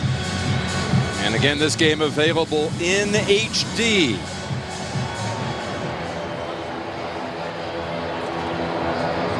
The Patriots will go the second half without their starting left guard. Logan Mankins disqualified for fighting right on the last play of the first half. The field goal try from 53 yards. Pitch kick by Vinatieri, and it's fielded, and a kneel down by the Broncos by Engelberger. Here's the play we talked about. And it's Mankins with Ekuban. And they said, you know what? Not only is there a penalty, but you're out of the game. And I think there's no need for us to demonstrate that move at all. I mean, thankfully, thank heavens. Not on me, but just add to the list. Another guy out, another thing to try to overcome. The Patriots, this is going to be tough for them. You know, they got to dig deep inside, and somebody, and usually you turn games around like this on the defensive side. Somebody on the defense has got to make a big play to get them going. From the 26. Little screen to Tatum Bell. Tiptoeing around a lot of defenders, and nifty run out to the 38 for a first down, a gain of 12, right behind Cooper Carlisle. Here's your fantasy notebook from the first half. And Brady, he had, again, very little time to work with. Was not sacked. How about that? But he was decked after many of those attempts. Dillon again suited up but not playing. Bell 89 yards and a touchdown. Smith with a score, including 172-yarder that set up a touchdown run by Tatum Bell. First down. It's Tatum again. Look at this move. In the New England territory to the 42. Back-to-back plays to open the second half with Bell. The screen for 12. The running play for 19, and he's over 100. Well, the Patriots, they can't feel sorry for themselves just because they're down. It's another tough road game. Somebody, you got to find a way to keep playing hard, and because I can promise you the Denver Broncos, they're not going to slow down. They're going to keep coming after this beat-up New England defense. Darius Watts is in as a receiver in the slot to the right. And we'll keep on riding Tatum Bell, and this time No gain. But what a week he had against Washington last Sunday. What a game it was. 12 carries, 127 yards, scored on a 4th down play. Touchdown runs of 34 and 55 yards. And that was really all that this team had going for itself last week on offense. If they don't have the long runs by Tatum Bell, of course they're not going to win because they could not throw the ball. Jake Plummer struggled in the rain against the Washington Redskins. Arturo Freeman, just signed this week by New England, is in on defense number 25. Plummer might try to take advantage. Lee had it slip right through his hands. And Eugene Wilson almost had the first pick of the year by the New England secondary. The team overall, again, has only one. That says a lot about no pass rush, not covering guys close enough. Jake Plummer just too much on the football. Receiver wide open over the middle. They crossed him again, and that seems to be very difficult for the Patriots to handle when those receivers cross from the outside. There you see Eugene Wilson, and again, James Sanders was shaken up at the end of the first half. He was starting for the first time in his career, the rookie from Fresno State, and he's out, and now they've got in Arturo Freeman. 3rd down. Wide open. It's Rod Smith to the 20. Randall Gay active this week, and look at Willie McGinnis. Gay brought him down at the 20.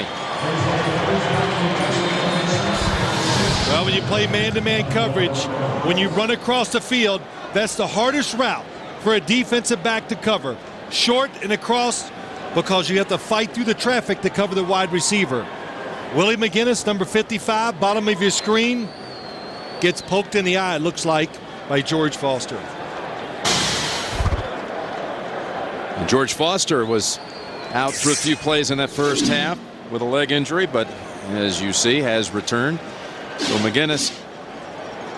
Well, look at Willie McGinnis, that right hand. Him and Monty Beisel, both fingers taped up.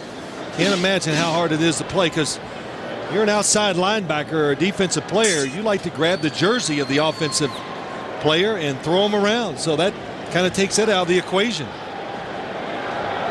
Remember last year and all the changes in the secondary for New England? Well, the script is being rewritten again this year with Rodney Harrison out. And there's a man just signed this week, Arturo Freeman.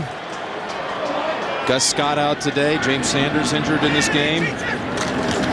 First down carry. Anderson. Wow. Written down near the first down. Chad Brown and Roosevelt Colvin had a shot at him. When you watch this Broncos offense, when these running backs run, the blocking's pretty good up front. At least gives him a chance. But it's about power, and it's about running tough. I said it earlier. They have 3 running backs.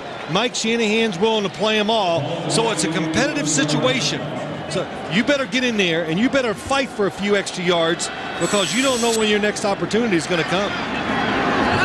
Denver driving right out of the locker room. Picking up just like they played the second quarter. And that's Anderson inching it across inside the 10. So McGinnis coming right back.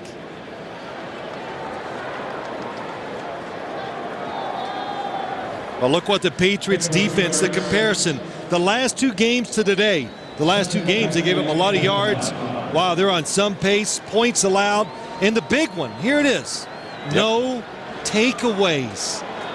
Last year, they would bend, but they didn't break. They got a lot of takeaways. They're doing neither this year.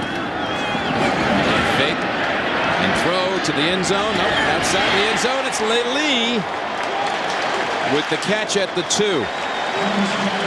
It just can't mesh as a unit with all these changes, it appears, on a consistent basis. It's hard to play when you're not even sure of the name of the guy that's lined up next to you. Well, that's true, because you do need communication. You learn to work with each other. Look at Steven Alexander, the tight end coming across. Nobody covered him. They're fortunate there was a little pressure on Jake Plummer, or that was a walk-in touchdown to the tight end. Wayne Starks, he's had a tough go of it today, but again, that secondary has been all reworked. Not a lot of help back there for him. 3rd down, they can get the first inside the 1. They get the touchdown instead with Mike Anderson.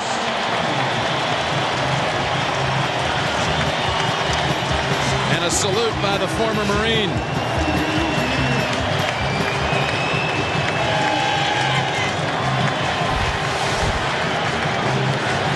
This good tough running up the front. Kyle Johnson leads the way. Tom Naylor, number 66, the center. From Foxborough, like you said, Jim. And well, it's good for Anderson. He had one taken away off a review in the first half, and now the Broncos have 4 touchdowns by 4 different players. It's getting ugly here. 28-3, Denver. Got the post pattern, looking for Lee. He's got it.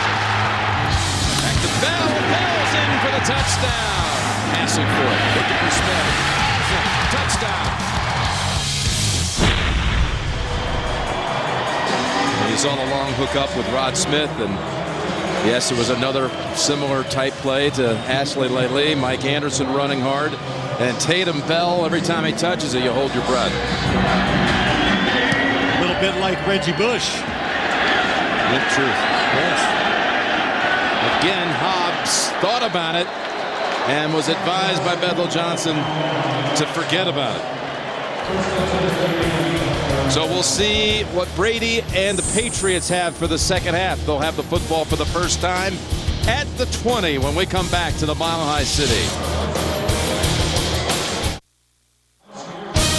The NFL on CBS is sponsored by Southwest Airlines, proud sponsor of the NFL and official airline of Super Bowl 40. DirecTV, NFL Sunday ticket only from DirecTV. And by the all-new 2006 Jeep Commander. It's your world. Take command. Back in Denver tonight on 60 Minutes, Bill Romanowski. Romo spent a large chunk of his career playing for the Broncos. And his story tonight on America's Most Watched Network on 60 Minutes.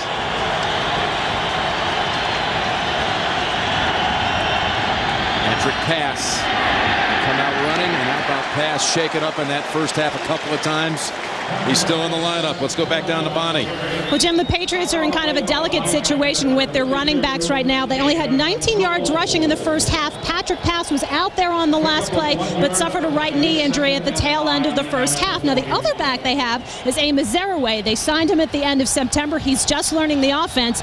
Corey Dillon is dressed, but Bill Belichick decided not to play him because, as he told me, he can't go.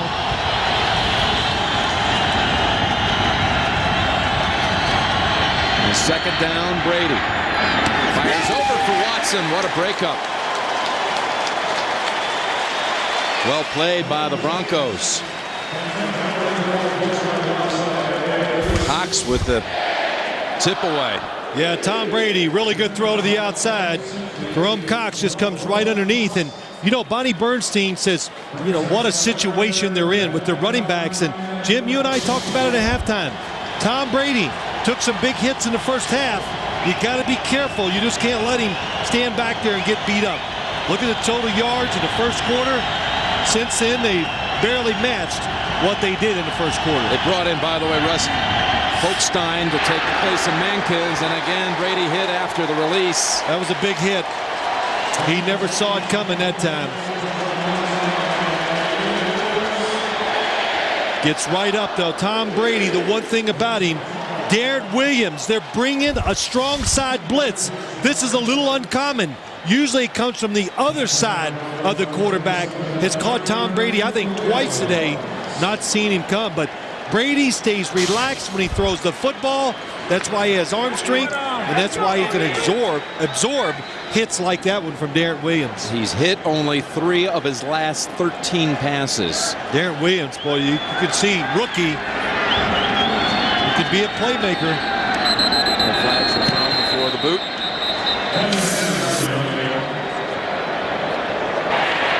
Delay of the game. Offense. 5-yard penalty. Still 4th down. That ball by Miller, by the way, he went ahead and released it anyway. Ended up in the end zone. He'll be asking for the trade right after the game. Yes. What do I got to? What do I have to do to play for the Broncos? I never have seen a punter have a bad day out here. That would have been 79 yards. Of course, no reason to field it back there, but it's just a fun exercise nonetheless. How far can I throw it? How far can I punt it? See what he can do for real. He's already uncorked some big ones. This one can be returned. Another flag thrown. And Williams steps out at the 36.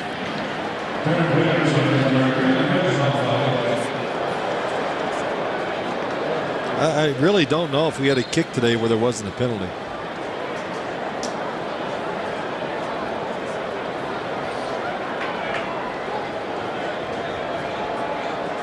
I think there's nothing that slows the game down. Everybody's so concerned about how long does a game take, 3 hours, 5 minutes, etc. The special teams infractions slow it down more than any single element. During the kick, holding 41 of the return team. 10-yard penalty, first down. Of course, what can you do about it? It is a penalty.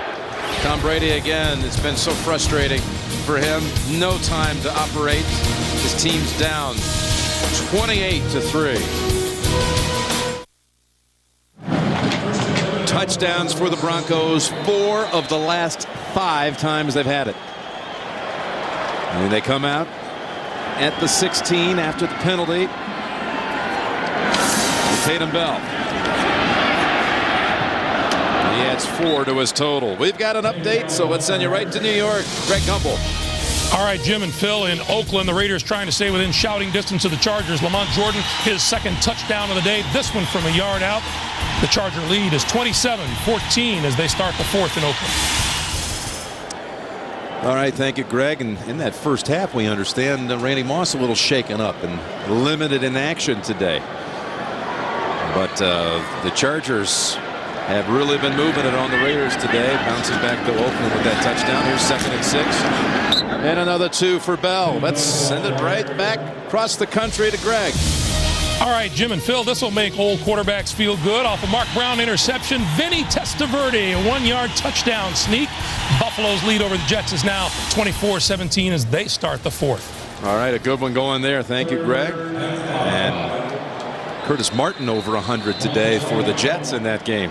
Everybody runs it on the Bills so far this year. And another player shaken up. And it looks like Mike Wright, backup defensive lineman for New England. And helmets hitting with Mike Wright. We'll be right back. The NFL on CBS is sponsored by Guinness Draft Stout. Drink responsibly. Brilliant. And by Cisco. Changing the way people work, live, play, and learn. Innovation. Powered by Cisco. We're back here in Denver. Monty Beisel and Mike Wright.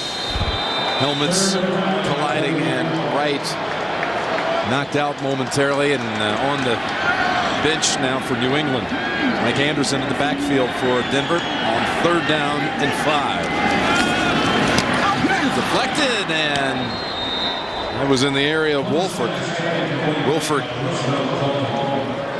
Yeah, it was not that close to an interception, but Colvin with the tip. Looks like Roosevelt Colvin. Good job. Short drop by the quarterback. Read what they're doing.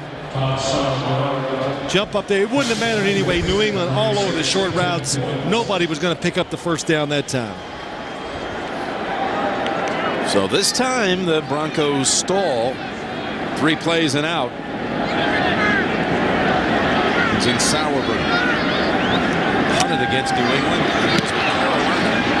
Super Bowl 38 down in Houston. From White, fair catch, 28-yard line.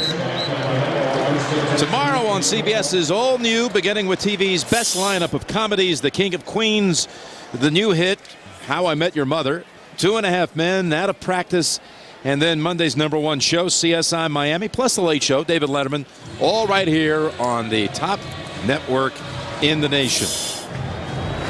52-yard punt, and hallelujah, no flags on the punt. Look at the possessions on the New England side. Yeah, this is another good chance. New England, the game kind of stalled there a little bit.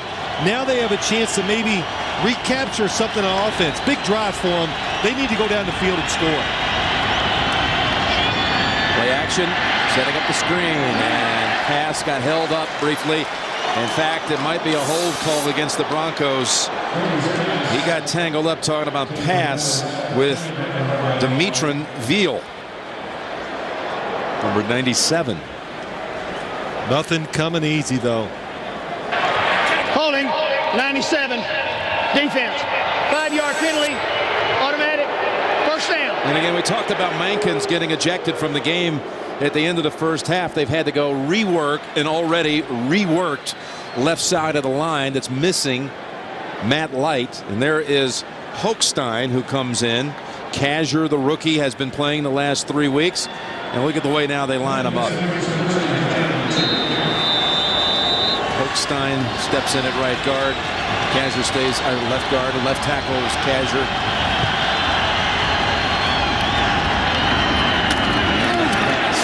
Only a couple.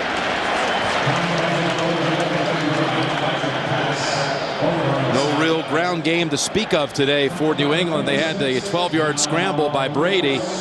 35 total rush yards today for New England. Well, you have no ground game, and pass protection has been very spotty.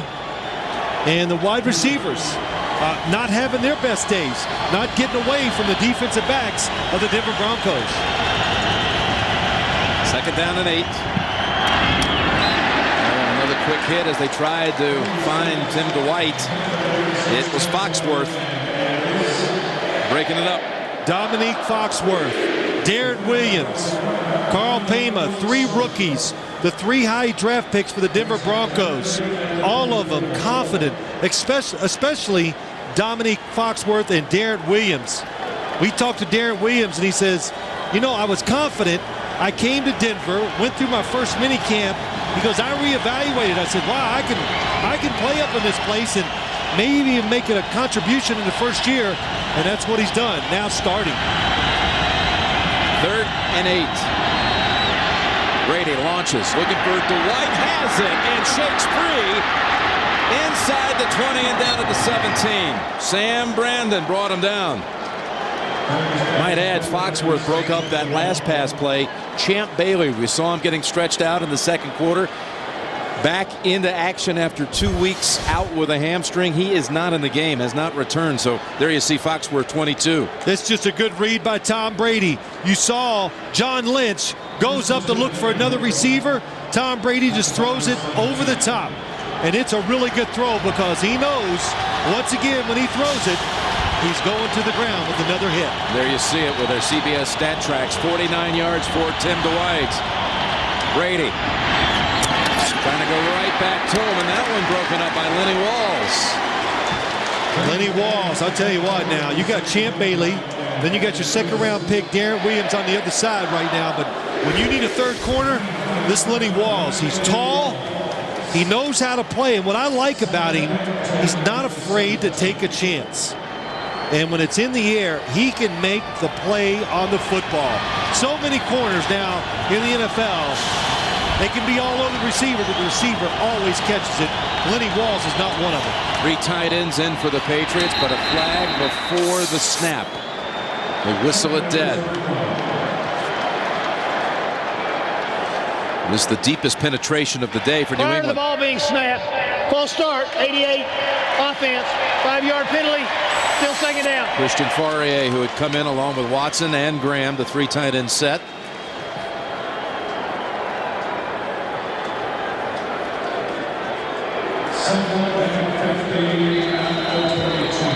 And Amos Zaraway with his first action of the second half. Sent out of the backfield on 2nd and 15.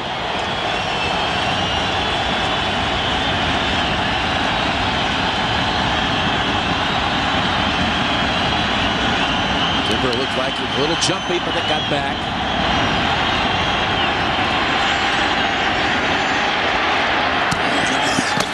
Gibbons, just a couple. Well, it's interesting, too, is I watched Tom Brady on that play, how long he took, how composed he was. Mike Shanahan says, you know, I watched him win his first Super Bowl, and I went, he was okay. Yeah. You know, the last drive, that was the only thing he thought he did the whole day. The second Super Bowl, I go, wow, he's gotten a lot better. Then after last year, he goes, man, this guy is special. And he really just couldn't get over how well Tom Brady has thrown the football this year. So that third Super Bowl, wow, that's all he could say. 3rd and 13. Coming in on him, has to release it. Warren broke right through, didn't he? How about Gerard Warren? Cleveland doesn't want him. You hear all this stuff about him on the inside, that he's a bad guy. He comes to Denver. Mike Shanahan sits him down and says, look, it's over. New start right here. I don't care what they say. When you're going to come to this team, we're going to do drills. We're going to run sprints. I want you to be the first every single time. And he's done it, and he's made him a leader on the football team because he gave him those responsibilities. 38-yard try for Adam Vinatieri. And he gets the second field goal of the day for New England. Still 28-6 inside 6 minutes to go, third quarter. Patriots put 3 on the board, but still getting swamped here. 28-6. And you want to know why they kicked the field goal? Because it's 3 scores. 22 points, somewhere you go for 2. That's why you go ahead and get that on the board. Charlie Adams stands back at the goal line for the Broncos, trying to win for the 5th week in a row. And Adams wisely takes a knee out to the 20 for Jake Plummer, who is having quite a day of it here. No interceptions now in his last 100 passes. Well, when you look at Jake Plummer, you talk about what he does so well. He throws on the run as good as anybody in the league. So Mike Shanahan, hey, he's a good coach. Let's do what he does best. So they move him around and give him a chance to find the guys down the field. He's thrown a couple of touchdowns today. He's 8 yards away from 25,000 passing yards in his career. That's near a perfect passer rating, 158.3 being perfect. He's so scrutinized, it's really incredible. Pass underneath the coverage to the 25 to Steven Alexander. But the perception around the, everywhere, it's so negative. And I'm not saying anything bad. But our pregame show, every week we say, well, let's keep an eye on Jake Plummer. See if he can not make a mistake. And that's what people think of him. And since he's come to Denver, maybe if he'd have started here in Denver, he wouldn't be thinking that way, because sometimes the system you run, the players you play with, and mainly the coaches, can they get the best out of your talent?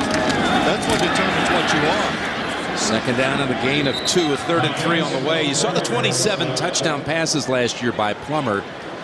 That tied the team record here, tied the John Elway record. But moreover, he threw for almost 4,100 yards in that season a year ago, most in Denver history. Of course, to go along with the 27 touchdowns were 20 pass interceptions. But that has not been the story this year. In fact, that is quite a remarkable turnaround. He's going now on 16 quarters without throwing a pick. Well, last year when he threw them in bunches. Tatum Bell will erase some of the yardage gained earlier as Mike Vrabel makes a nice play. And that'll bring out the punting unit. You saw Steven Alexander hobble off before that snap. Denver Broncos just looking for one drive. That's what they want. One time-consuming drive to end the game. They didn't do it last time. They missed it again this time. So the Patriots, they got to say, hey, one more shot. No, they have not picked up a first down on those last 2 possessions. So Tim Dwight, who set up the field goal with a 49-yard catch, is back with all kinds of thoughts of trying to break one here on the return, which he's done a number of times. Big attempt made on the block by Banta Kane. And out to the 27. Actually, that was Pretty close to being blocked by Chad Brown. 62 yards, though, once Sauerbrunn was able to get it away. Here's the NFL.com poll. The best team in the NFC. You can vote. You can tell us. Cast your vote at NFL.com. Tampa Bay today going to 5-1. Quarterbacked the second half by young Christopher Sims as Brian Griese went out with an injury. I guess you want me to comment on that, don't you? I wouldn't dare ask, but he did a fine job today. And there's a pass out to Givens to the 42, and that's a gain of 15. Tom Brady has, just like last week, is throwing a lot of passes with people all around him. Big hit there. Here's another one. Gerard Warren falling on him. Courtney Brown, he wants a little action. Garrett Williams on a blitz.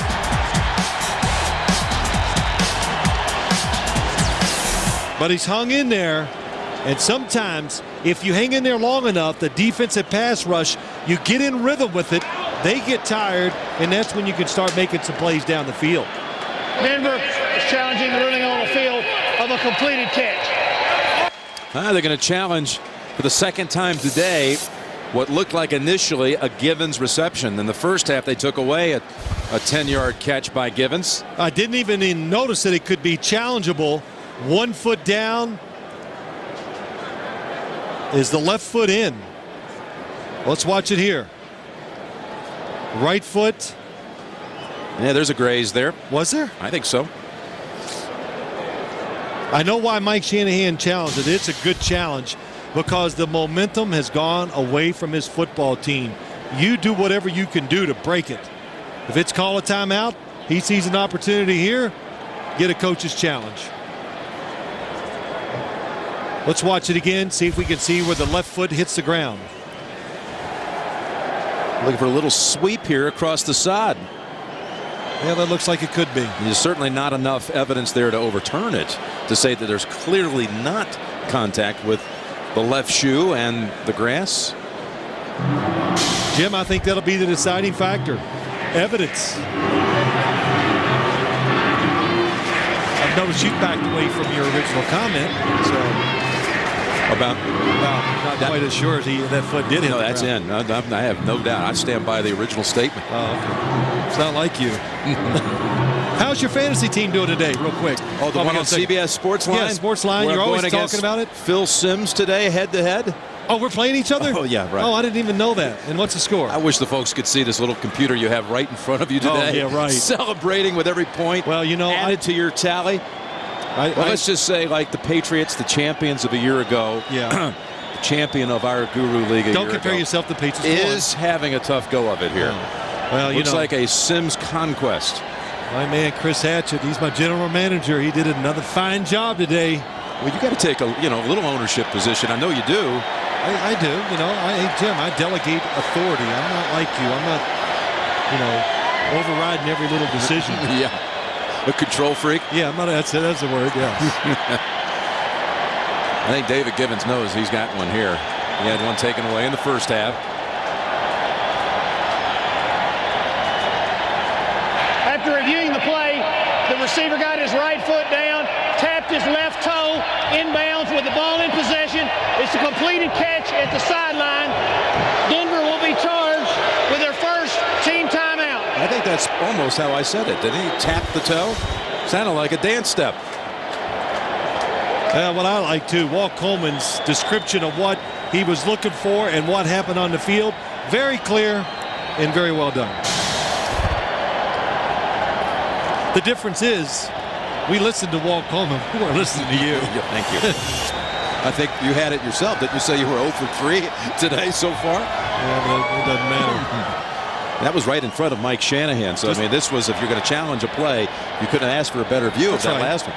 And it's like I said, I really believe they weren't like going, hey, he didn't do it. They're looking for a way to break the rhythm of this Patriots football team right now.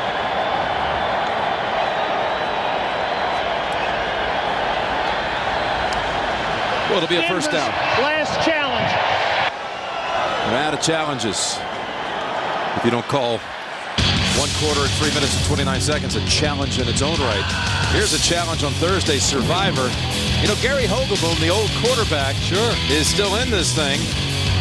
And they played 10 years in the league, survived 10 years in the league with the Cowboys, Colts, and Cardinals through 49 career touchdowns. And will Hogeboom survive on Thursday night here on America's Most Watched Network? We'll have to tune in and see. Amos Zaraway back in backfield here for New England. Brady getting better time, but no one open, so he dumps it underneath. And that's Patrick pass. That was a key phrase as Tom Brady looked down the field. Look to the top of your screen.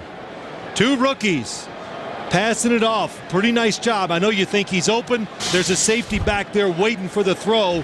If it goes in the air, John Lynch is going to run over there and knock it down and intercept it. Tom Brady pulled his late game heroics the last time he played here in Denver on a Monday night 2 years ago. He drove his Pats down the field 58 yards and won it in the last minute, hooking up with Gibbons for the winning score. And it's Gibbons refusing to go down the first 2 times he's hit. Broke away from Walls and Lynch. This was a very strange game. I know many of you will remember this. Trying to take the safety, they snap it. It goes off the crossbar.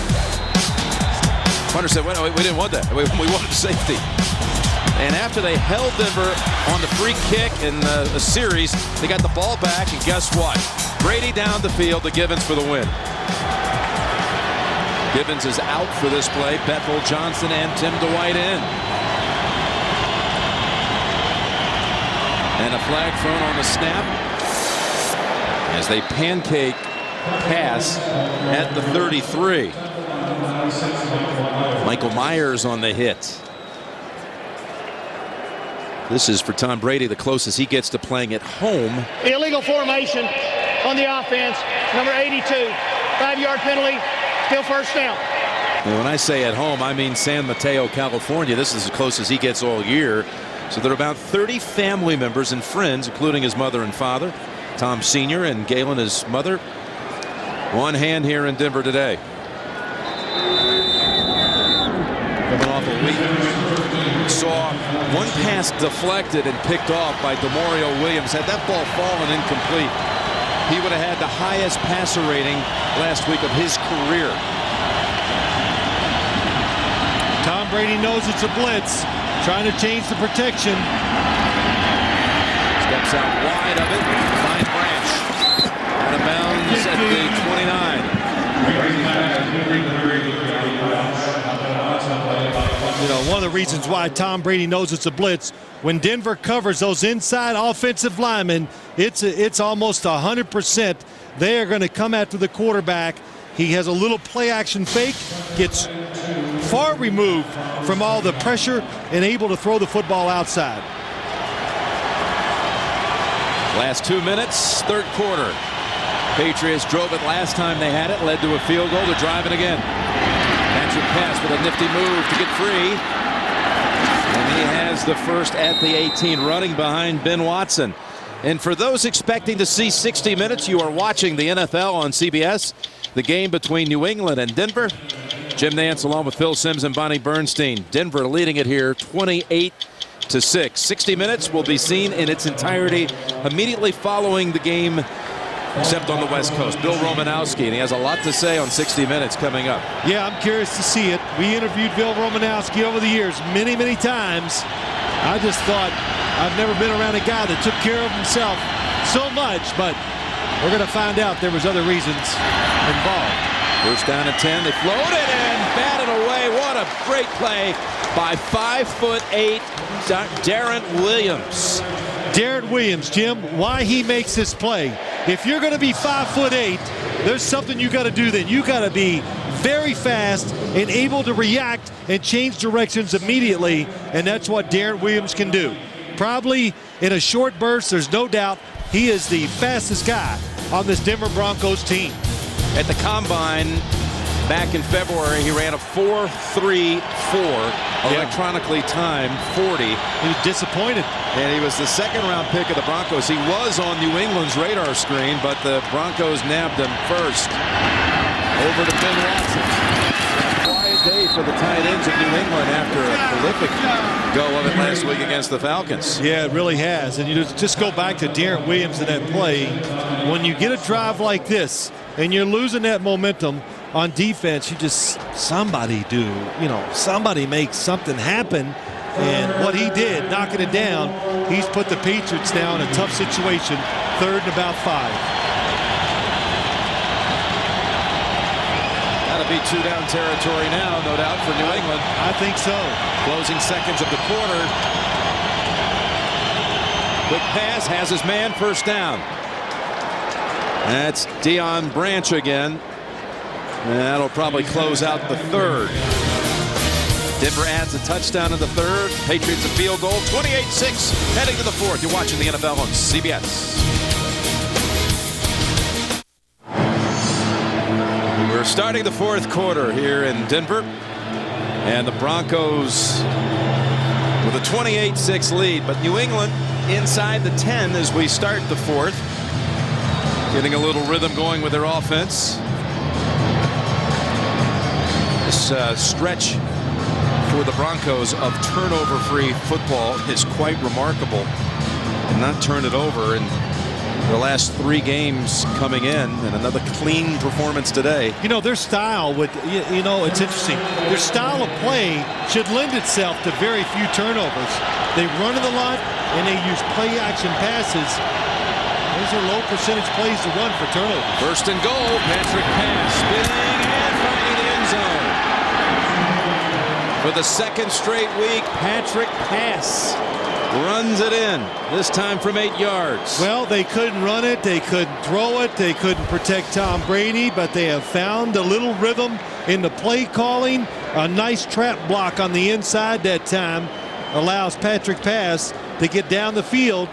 Looked like a Bronco running back that time, getting some tough yards. What would you have called there, run or pass? Just can't comment on that.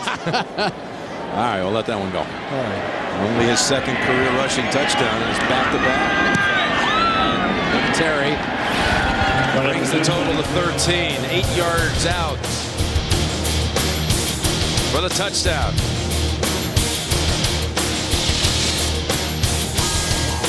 Reminder tonight on CBS 60 Minutes, an all-new Cold Case, and Chuck Norris returns. Walker, Texas Ranger, Trial by Fire. World premiere movie on the CBS Sunday Night Movie. Here on America's Top Network. Williams lets that one go, and Plummer and the Broncos after 2 straight series without picking up a first. Let's see what they can do this time. By the way, next week's a doubleheader weekend on CBS. Sunday, San Diego and Philadelphia for many of you. The Chargers traveled east a few weeks back and put a big one up against the Patriots. They'll take on the Super Bowl runner-up Eagles. Late, most of the nation gets Denver and the New York Giants. It all begins with Greg, Dan, and Shannon Boomer. 12 noon next Sunday.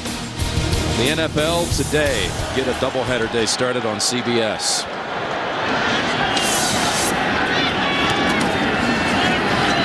Pass and collared just as he makes the catch is Rod Smith. That's Arturo Freeman, just signed to the roster this week. That was pass interference. There's no doubt about that. Jake Plummer, they got to find, and why it's pass interference, because the left hand is on the receiver, and you could see he definitely turned him as he pulled him. Look at Jake Plummer, his career over 25,000 yards now. With that one right there. Yep. And I've also put Smith on the day over 100, including a touchdown. Starting move, and he's about a yard shy of the first. 3rd and 1. You know, this whole running back by committee, which often is criticized when teams attempt to do this. And this is really a 1-2 punch that if they can stay healthy all year long, I mean, it is a beautiful combination. Seeing more and more of it in the National Football League now just because of the punishment, and it's good to have 2 different style runners. Mike Anderson now in the lineup, 1 tough yard to get. I wouldn't be surprised to see a play action pass.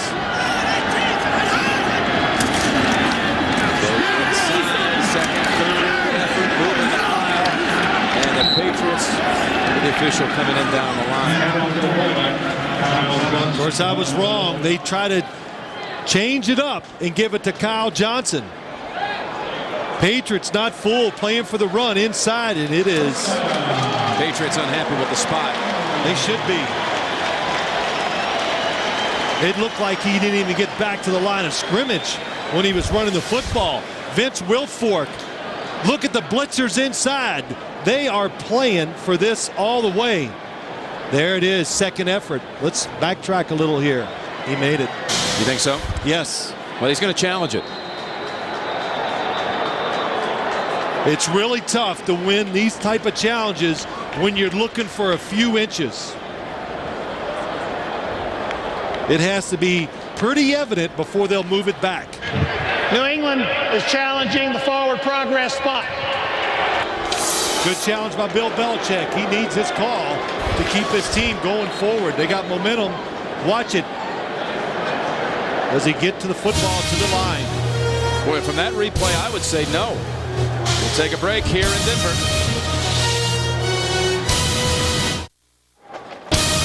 The NFL on CBS is sponsored by UPS.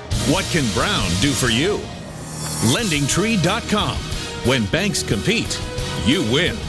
And by IBM. Become an on-demand business. IBM can help. We're back to still reviewing that last play. Walt Coleman looking into the monitor to see if Kyle Johnson ever got the football to the 30. Here we go. We're right down the line. You really got to pay attention because there's so many bodies. But at the last second, you'll see Kyle Johnson kind of come out. And here it comes. There is the football. Oh, it's so quick. But from that shot, it looks like, remember, a touchback. The football is on the nose of the 20-yard line, and it looks like the nose of that football hit the 30-yard line. After reviewing the play, the ruling on the field stands. The first down for Denver. New England will be charged with their first timeout. And Brady got the nervous foot going. And I can't blame him. He's had linemen in his face all day long. Well, they get you a little twitchy. Settled down on offense, though, Jim. I really like how they've looked the last couple drives. He has driven the last two times they've had it for a field goal and then the touchdown by pass. I think that's more of an anxiety about, well, we didn't get the reversal, so I've got to sit out for a while longer. Anxious to get back out there and resume this recent pattern of success by the offense. And give the defense all the attributes you want. They have done a good job. Stopped Denver twice, 3 and outs. Almost did it this third time. Now, can you hold them here instead of letting them now get that rhythm and drive down the field on you? Brady's beard a little fuller today than normal, but nowhere near what we see with Jake Plummer. He has not shaved since the opening week loss to Miami. Talking about Plummer. What did he say to you? He said, the false start, 26 offense, 5-yard penalty, still first down. He said it's not the beard's fault yet. And plus Halloween's coming up, so I got to keep my options open. Well, what did he say too? He was at his foundation, a charity auction this past week. They wanted to auction off shaving his beard. When he said, look, I haven't lost a game since I grew it, 2 ladies spoke up and offered quite a bit of money, said, don't shave it. We'll give the money for you not to. So $1,500 to the Jake Plummer Foundation for not to shave. Close shave right there on that little run past some defenders before a gain of 3. Yards are tough to come by, so that little 5-yard penalty really makes it tough on the Denver Broncos. Play action passes are not as good when everybody knows you're probably going to throw it. And I've said in this game, they are not they're just an average drop back passing team. Second down, 12 minutes left. Brady anxious to get back on the field. Needing his defense to come up with a play, and they stop Smith 3 yards shy, so 3rd down 3 on the way. Today with his passing yardage by Plummer 241. When you talk about total offense in stats, that's rushing and passing stats, and he's moving up the all-time Denver record book. He's moved past today, just today, past Terrell Davis and Frank Tripucka in the 4th all-time total offense Denver history.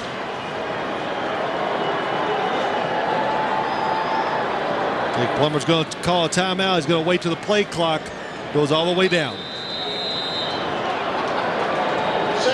All right, so timeout Denver for a 3rd and 3 play. Tom Brady's been away from the action here for quite a while with these challenges and timeouts, so he's staying loose on the sideline, hoping for one of the ultimate rallies, as many as he's had in his career. No one would see this one coming. Over to Tatum, and slippery fingers on that occasion, and Brady will come back out after the punch. Watch Rod Smith. Oh, we can't see him. We're just going to see Tatum Bell. How Jake Plummer found him, I don't know.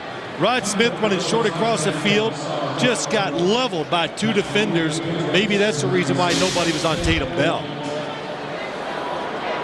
Shanahan visibly upset with that drop, which would have been, there was plenty of room there for him to pick up the 1st down. One of those plays in the 4th quarter, he says Tatum Bell bring it to 4th. They got to see that. White races up to catch the short boot. Down to the 30. Welcome to Denver. Those of you who've been watching the Jets and the Bills, and Buffalo wins again this week behind Kelly Holcomb. Salvaged their season. They did the right thing. 1-3. They were doing nothing on offense, so they put Kelly Holcomb in there, and now to win 2 in a row. Anybody that's 500 this time of the year, you're in it just like everybody else. That brings the Bills now to 3-3, and unless the Patriots pull off a miracle rally, they were down 28-3 at one time. They've scored 10 unanswered, but should they fail to complete the comeback, they'll be tied with the Bills, and that'll be their next opponent for New England after a bye. Brady steps up and launches. One-on-one, and Bethel Johnson, they say out of bounds. Lenny Walls was the one defender with him. Lenny Walls, what makes it so tough sometimes to throw over him. Right by Bethel Johnson just because of the height, so you don't even get that advantage. 1 foot in, 1 foot out for Bethel Johnson. Bethel Johnson, who hooked up with Brady on a deep ball last week for a touchdown at Atlanta. Tim Dwight is in on 2nd down and 10.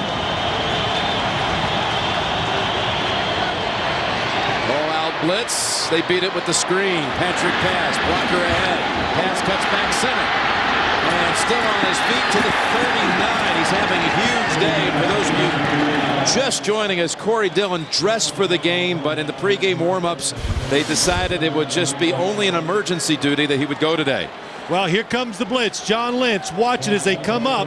Tom Brady and them have the perfect play on. That's why they call this screen, because they are predicting that Denver's defense is going to blitz. There's really not that many guys out there to defend the screen play and Patrick pass, and good blocking down the field by the offensive line. 32 yards for pass, a career-long pass play. And he's got 87 yards on the game. There's Amos with a burst for a 1st down. And again, Corey Dillon, pick up that thought. He injured a foot last week in a game against Atlanta when he rushed for over 100 yards. And he was not inactive today, but the coach deciding, again, with a bye coming up next week, if we don't have to use him, let's not use him. And they've gone with only Patrick Pass and Amos Zaraway, the only 2 running backs, and Patrick Pass has come up big with a rushing touchdown and 87 yards receiving. A player down. It's Tim Dwight. We'll be back to Denver in a moment. The NFL on CBS is sponsored by Verizon Wireless. Verizon Wireless, we never stop working for you. And by Bud Light, smooth and refreshing Bud Light. Great taste for your great times. Back in Denver, Jim Nantz, Bill Sims, Bonnie Bernstein. Crowd rising to their feet. 1st and 10, New England. From the Denver 27. Patriots were down 28-3 in the early stages of the 3rd quarter. Trying to cross them up with the run. Yeah, it's pretty clever what they did. 5 wide receivers. Tom Brady goes, oh, they might blitz. Come in here and block for me. All the gestures, and it's all to fake the defense out because they knew they had the run on. Patrick pass now with 47 yards rushing, 9 attempts and a touchdown. And 134 total yards for pass. 2nd down and 3 from the 20.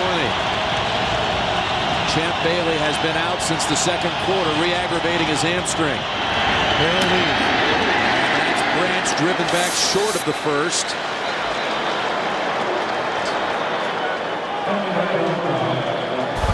Foxworth and Gold doubled him up, but we'll check the flag. 2 men were moving at once. Up top, they just shifted while the other receiver was moving.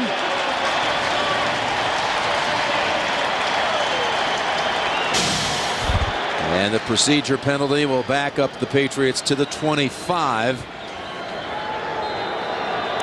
It'll be 2nd down and 8 as Belichick has a word with Bethel Johnson. They got the big tight end Graham in a slot to the right. And they'll bring him over. Brady to the end zone. Branch. Shan does not bring it down. Had his hands on it. He had separation from Darren Williams. I tell you what, when you watch this Patriots team, they come down with so many big catches. Tom Brady, that was a missile. And this was going to be a fabulous catch just because of the speed at which he threw it at. But Tom Brady, he thinks it's perfect. Ready to do the touchdown trot. He doesn't have to have that reaction too often when it comes to Branch or Gibbons holding on. A rare miscue by Branch. You got to be 2 down territory. 3rd and 8. Pass. Weaving. 1st down. Dwight trying to get a block for him, and he's out of bounds inside the 10. The call told you right away. They knew it was 2 down territory. So on 3rd and long, 3rd and 8, they go ahead and run the football, try to catch them off guard, but also knowing if you don't get it, we'll go on 4th. Over pursuit by the Broncos defense. Everybody trying to make the play instead of just doing their job. That's what created the big cutback lane for Patrick pass. Another 17 yards and a goal-to-go situation.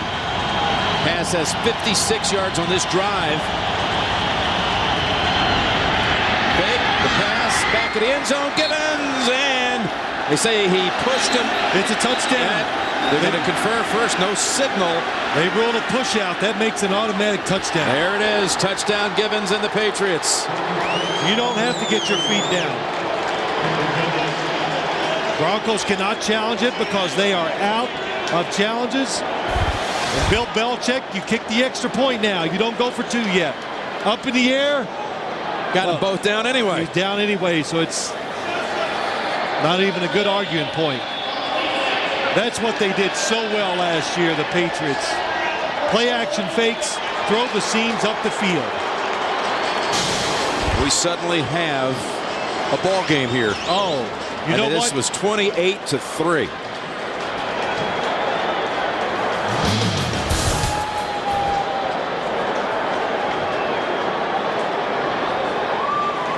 I'd like to welcome those of you who saw the Chargers and the Raiders today, with San Diego winning that one in Oakland to improve to 3-3 on the season, dropping the Raiders to 1-4. What a comeback we're watching at the moment by New England. Just got in a moment ago. Brady to Gibbons. And now Vinatieri out to make it an 8-point game. Kick is good. David Gibbons' first touchdown of the season. 17 unanswered now by New England. Denver can't make the play to stop it on either side of the ball. That's what's going to. And now New England, they got confidence. And this is such a tough situation for a team to be in. How do you get it turned back on? Look at this catch. Those of you just joining us, your first look at it, Gibbons. He was ruled pushed out, but the replay shows that it was a touchdown on his own merit anyway. Both feet down. David Gibbons. Now when Denver comes back out on offense, the play calling, it will be aggressive now. Mike Shanahan and Gary Kubiak, they'll act like they're behind or that the score is tied, and because they got to find a way to change the direction of this game. Still 8 minutes to go. And you look at the numbers. Rushing yards, 155. 3 big plays in this game, in case you just joined us, for the Denver Broncos. 2 long pass plays by Jake Plummer and 1 long run by Tatum Bell really led to almost all their points. And all of those big plays you just mentioned occurred in the second quarter, when the Broncos put up 3 touchdowns and led 21-3 at halftime. Then added another one in the early minutes of the third quarter. But the last 3 times they've had it, it's been 3 and out, 3 and out, 1 first down, and then another punt.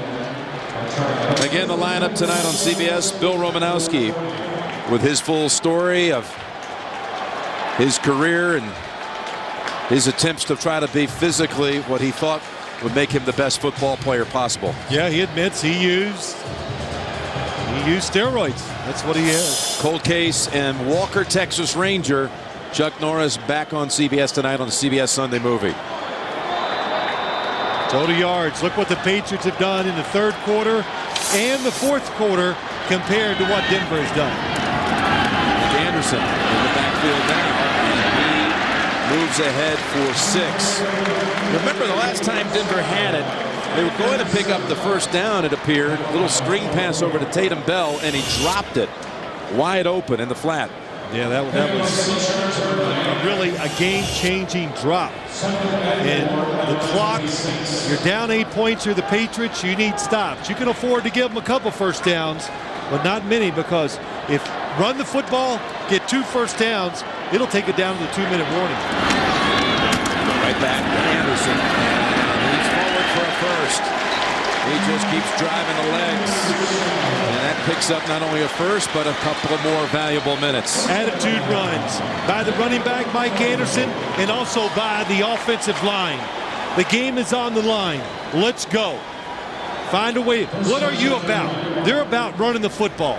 So when you get in a pressure situation, what do? You go to what you're best at, and that's how you got to get it done.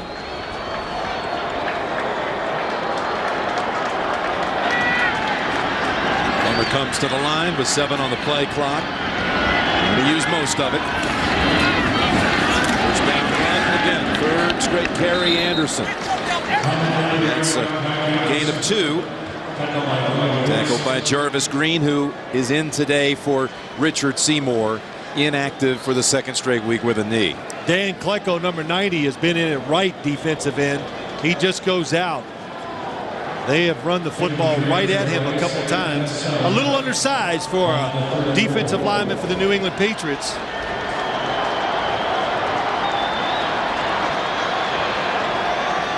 Nearing the 6-minute mark, 2nd down and 8. And now Tatum Bell is back in. Bell gets the handle. And in heavy traffic, he's out to the 38. And another vital 3rd down play on the way.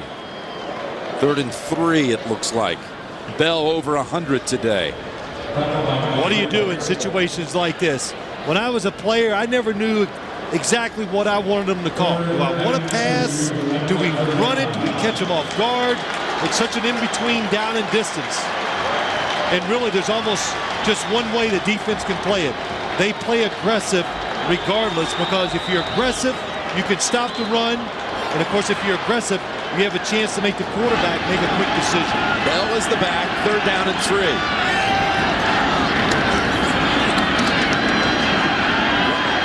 Into time in the pocket, the ball slipped out.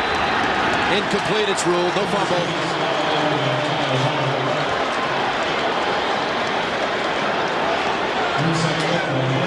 Ty Warren was right there in his face when he threw it. He wants to throw it to the tight end or the back, and watches Jake Plummer looks down the field. His immediate look, there's nothing. Then it breaks open. He sees it. It's too late. The ball gets knocked down, and the defensive corner up top is coming off his guy and might have made the interception. Boy, would you have ever imagined that New England would find itself with 5 minutes to go with a chance to drive down the field with a touchdown and 2 to tie it. One possession game it is, and here's Dwight with a running start, and a good start it'll be from the 34, and another flag. 46-yard boot, 20-yard run back. Keith Burns finally brought him down. So Jim, you and I were going to get ready to talk about maybe they should take Tom Brady out because they were so far down. But they scored at the end of the 3rd quarter to kind of give them some hope. And the defense for the Patriots really doing their job.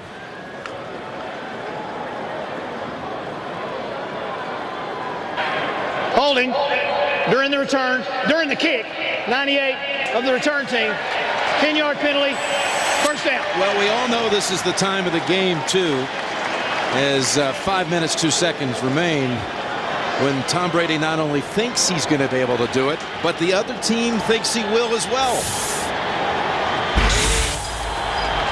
In the clutch, 19 game-winning drives. His last 2 road games, those brilliant down-the-field series against Pittsburgh and Atlanta, setting up Vinatieri with the winning kicks.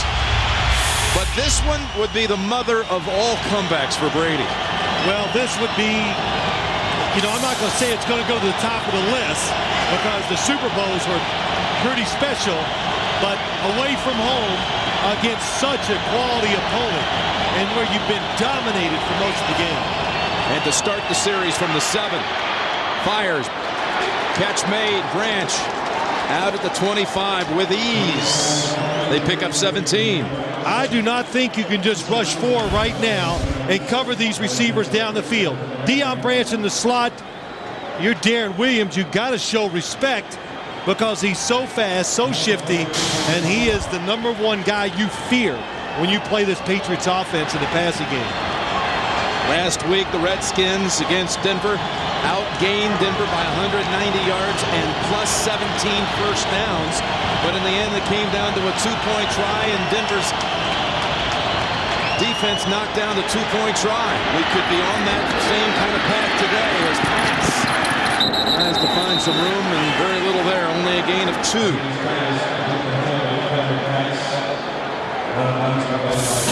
This was last week as Brunell put up big numbers in the rain and the sleet. He hit Cooley at the end. Then they went for the tie, and Gold knocked it away, preserving the Broncos' victory, their 4th win in a row. The receiver was wide open in the back of the end zone, but Ian Gold left his man and knocked the pass down. 2nd down and 8. Gold threatening to blitz, now backs away. Pressure from the outside. Brady fires, and it's wide of David Givens. Foxworth with excellent coverage. Really good coverage by the secondary this time. They played a defense where the strong point of it is outside near the sideline. So Tom Brady probably picked one of the worst spots he could pick on the field to throw the football. And again, if you're just joining us, starting left guard Logan Mankins was ejected from the game at the end of the 2nd quarter for unnecessary roughness. Hochstein has taken his position on a already reworked line for New England. trying to protect their quarterback. Brady fires, and it is ruled a catch by Branch for a first. That's another good throw. Good protection. They're coming after Tom Brady.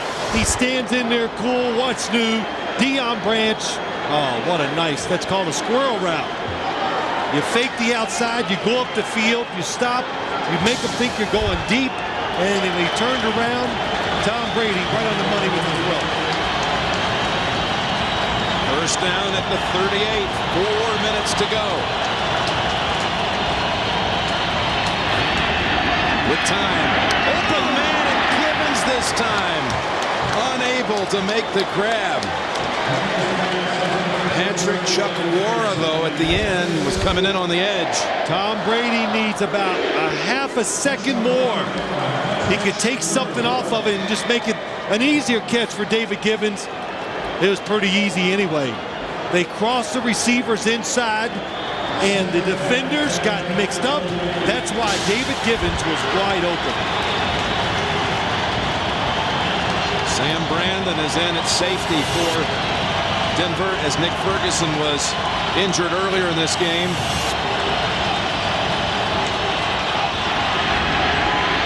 Lynch coming in. Brady fires it away. No one in the area. And that was actually Darren Williams flying after the quarterback. I think they're going to throw a flag. Intentional grounding. Here it comes. Darren Williams was on the blitz. They love this outside blitz today, and it's worked. Tom Brady was in the pocket. Intentional grounding, number 12 on the offense. 10-yard penalty, lost it down, third down. Of course, that's the killer, too, on the It is, and here's why it's intentional grounding. Tom Brady, here comes the blitz from the top. Nobody sees it. And when he throws the football, look at it. Nobody is up in that area. That's why it's intentional grounding. Boy, Darren Williams has had some big hits on Tom Brady. And when you throw the football from the pocket away like that to avoid the sack, that is intentional grounding. The stands are shaking. It's third down and 20. Boy, that was a timely blitz by the Broncos.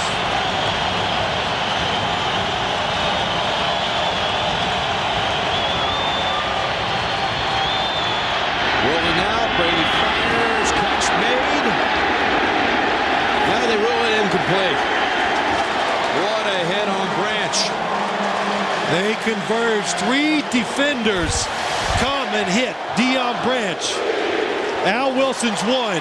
Darren Williams. Oh, it's Al Wilson that really just levels him and knocks the football loose. Tom Brady tried to put everything he had on it. Darren Williams goes underneath. Al Wilson knocks him over the top. They're going to punt with 3:46 to go and with 2 timeouts. Got to do it. Can't pick it up. Too long of a situation. Miller. Driving Adams back to the 17. Miller's had a good day of it. And he's out of bounds at the 23. Here's the scoring recap. It all started with a military field goal. But then Denver struck for the big plays. It was Bell after a long hook up to Rod Smith. Rod Smith then after a long hook up to Lee, setting that one up. Plummer 1 yard to Johnson. 21-3 at halftime. 28-3 shortly after the half. Anderson from 2 yards out. Then the Patriots put a nice drive together, resulted in a field goal. Scored the next time they had it. Patrick passed from 8 yards. And then Brady to Givens. 3 straight drives with a field goal, touchdown, but this time shut down, and they punt the ball away. It's Anderson running into the middle of that line for 3. Looks like they're going to wait. Don't call the timeout. Make Denver make the decision here. In other words, put the pressure on Mike Shanahan. What's he going to do? Is he going to run it and maybe waste it down because it might not gain a lot of yards? Or does he take the chance, throw it, and if it's incomplete, it stops the clock? That's what the Patriots are hoping for. As we move inside of 3 minutes. 2nd down and 7. Play action.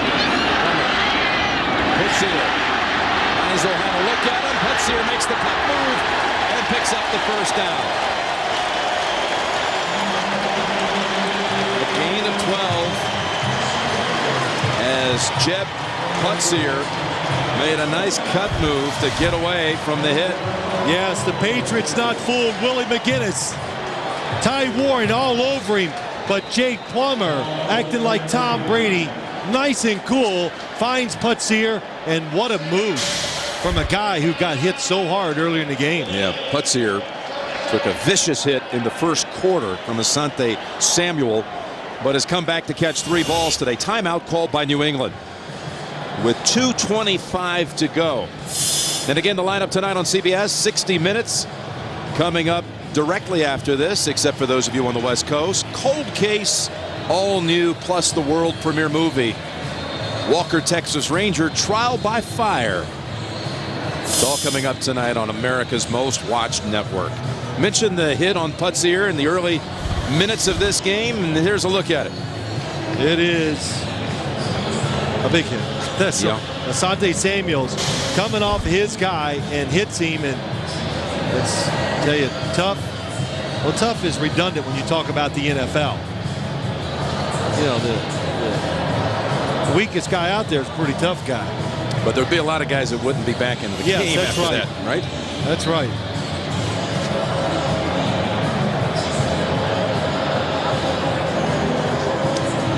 So 1st down and 10 coming up for Denver. 2:25 left. John Lynch looking on. Al Wilson. They just as soon not have to put the helmets back on today. Deion Branch.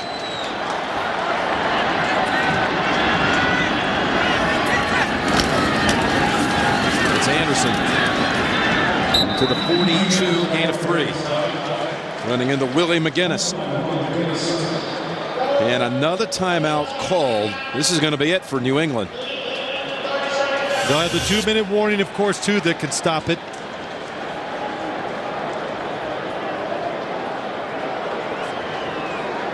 Just looking ahead here for the Broncos. Next Sunday, our doubleheader game, and Phil will be there for this one. Broncos against the Giants. That'll be tough on the road. Giants lost.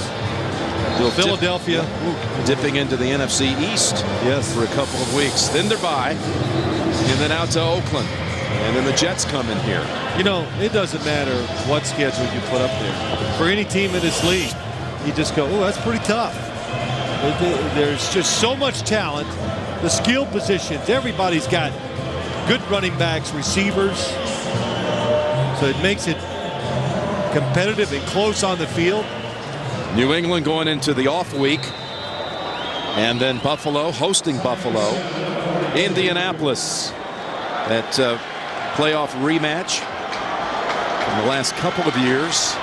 Well, that schedule looks a little bit better now than it did weeks ago when they had this brutal 4-game stretch. All right, New England out of timeout. 2nd down and 7 for the Broncos. They're going to fire it. Rod Smith, and he fights for the first. Huge effort, and now New England cannot stop it. Only the 2-minute warning.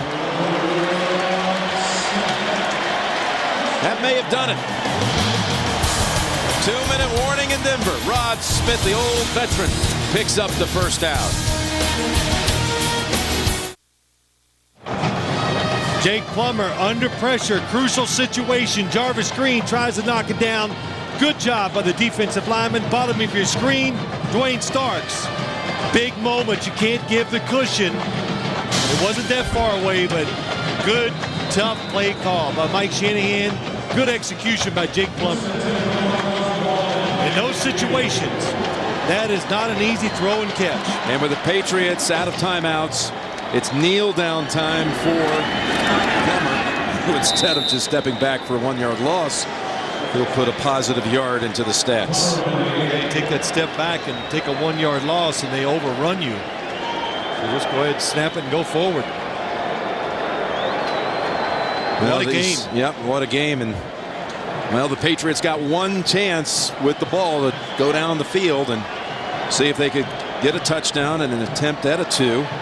But thwarted by the Broncos. And again, the Patriots today, without a takeaway, that streak goes to 14 quarters by New England without a takeaway.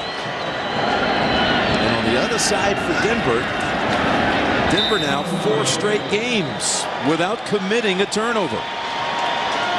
On their way to winning their 5th straight. The executive producers of the NFL on CBS, Sean McManus and Tony Petitti. The coordinating producer of the NFL on CBS and of today's game, Lance Barrow, Texas Ranger. And today's game directed by Mike Arnold. Associate directors Steve Karasik, Pete Radovich Jr., broadcast associates Andy Friedman, Steve Murphy, and technical manager Pete Callander, technical director Jonas Einstein, audio supervisor Ed Soltis, stats provided by Ethan Cooperson, Joe Castellano, and up here in the booth, Tom Spencer with all of his assistants. Back in the studio, of course, Eric Mann, producer of the NFL Today, and our senior producer of CBS Sports, director of the NFL studio, Bob Mattina, coordinating producer of CBS Sports, Harold Bryant. Well, it got a lot more interesting than we thought it was going to be early in the 3rd quarter. Remember what Mike Shanahan said? They can kind of lull you to sleep with all their injuries, and you can't fall for that. They kind of got to that point at one time. It did. Well, the Broncos are 5-1 and lead the AFC West. Got 60 minutes coming up. You've been watching the NFL on CBS.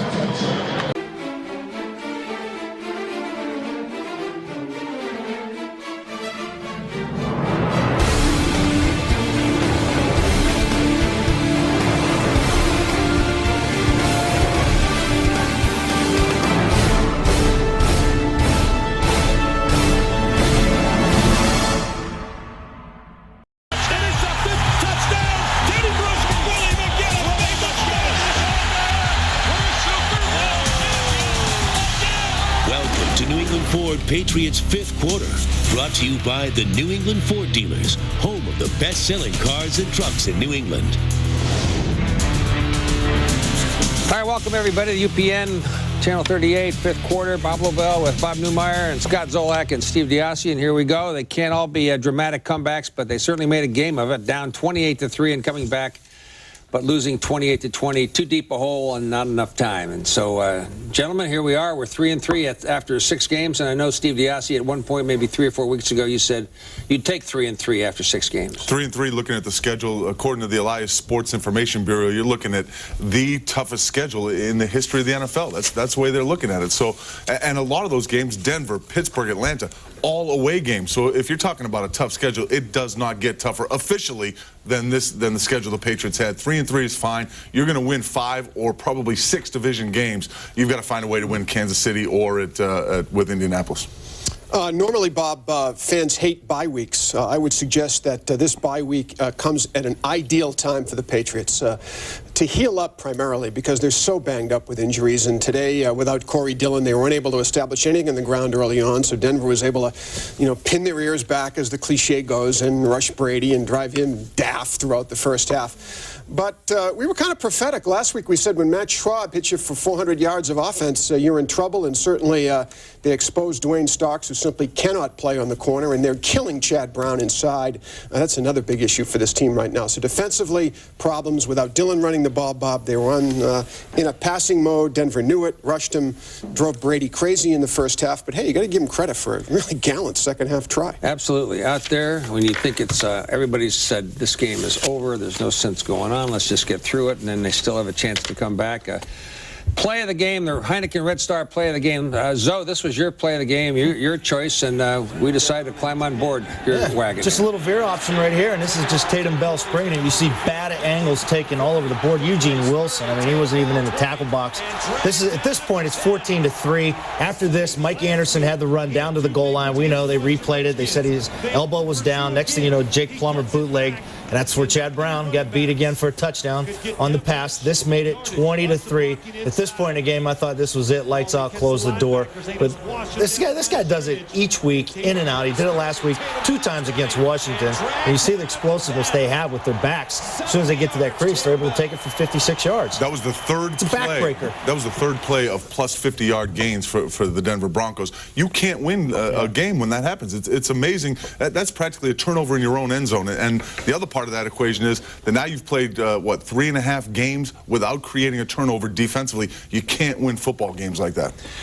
You mentioned that was the third play. There were 2 other pass plays. If you were watching the game, Plummer to Rod Smith for 72 yards was another big play that Belichick consistently harps against. And then it was a 56-yard job from Plummer to Ashley Lele, and then this Tatum Bell run that we picked, I don't say unanimously, but we had no other choices. There were so many big plays, 3 to be precise, by Denver, and they were all huge for them, and Denver won the game by 8 points. We're going to take a break, and hopefully we'll be joining Bill Belichick in his press conference when we come right back. Player of the game, there you go. You can vote. It's got to be a Patriot. That's it. Log on to UPN38.com. Patrick Pass? Patrick Pass. Patrick Pass? Yeah, Pass. Bruschi. Patrick Pass? I like it. I like it. Okay, we'll be right back. The Red Star play of the game is brought to you by Heineken. Heineken, it's all about the beer. Visit EnjoyHeinekenResponsibly.com.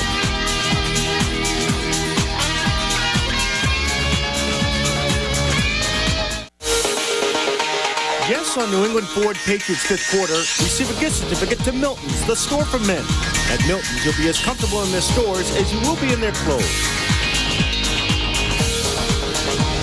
Welcome back to New England Ford Patriots 5th quarter.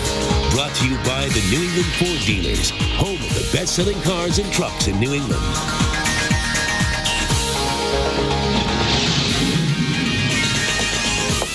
Okay, with the 4 of us sitting here in Boston, the Patriots losing 28-20, we're going to go out to Denver to our trio out there, Steve Burton, Michael Felger, and you know, I know a good line when I hear it. And when we were told we were going out there, Ted Johnson's there. Numi said, "Can we get Ted in the uniform?"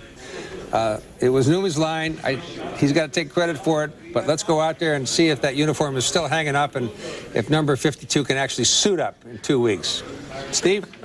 Well, I will say this. You might be able to stop the run anyway because the Patriots couldn't do that. They did make a game of it, but big plays. Big plays killed this football team. 3 big plays early, two huge bombs on Dwayne Starks.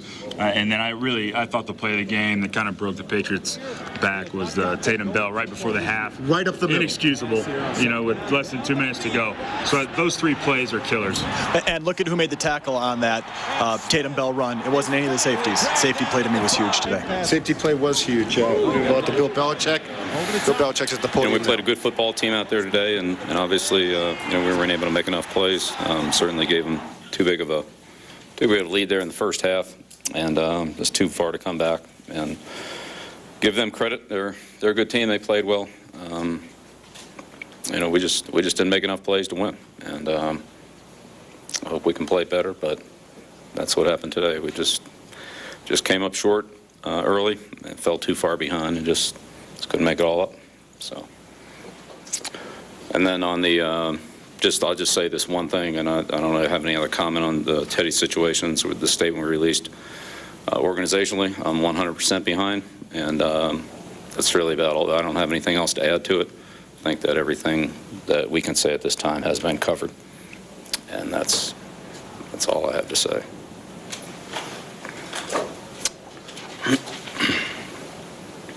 Coach, the long ball hurt you, obviously. Yeah, we gave up big plays, running and passing, and that obviously hurt us. Yep. It's obvious. It's particular plays that you talked about all week in terms of crossing out from Rod Smith and the league going long. Is that more disconcerting because you just can be stressed not giving up big plays?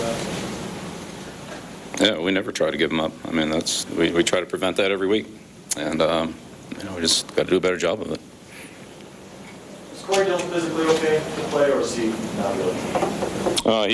We looked at him in pregame warmups. I think he did everything he could, and just wasn't able to go today. Patrick Pass played an extremely, hard game. He was dinged up early, played hard. He made some big games, and then obviously he did his best to fill in. Can you talk a little bit about his performance and how? I thought Patrick, had some good plays. He's good with the ball in his hands. He's been doing that for us all year, and he did it again today. So absolutely, he thought he did a nice job, running, catching, and making plays when he had the ball in his hands after the catch. Pick up, he did a nice job. It seems that Sanders didn't come back and play much in the second. Is that an injury-related issue or not? Yes. Coach, they blitzed a lot. Did it surprise you at all how often they came? I mean, Brett Tom wasn't sacked much, but it seemed like he was really good. No, that's what they do. No, they blitz a lot. I mean, your ability to handle it, do you think that was below par? Or do you think you did a fairly good job? Some plays are better than others. Yeah, some were better than others. Sometimes we handled it and picked up, and other times they got some pressure on us. But that's what they do. What did the officials explain to you on the Mankins ejection? You'd have to ask them. I'm sure they'll tell you about it, what they saw. Bill, are you concerned about the play of your defense, and is there anything you can do midway through the season to substantially change it? Well, we'll work every week to get better. Yep, every week we'll go to work, do the best we can, and that's what it's been every week. That's what it's been every year, and that's what it'll be going forward. Coach, is there a particular recurring theme in the two long pass plays in the second quarter?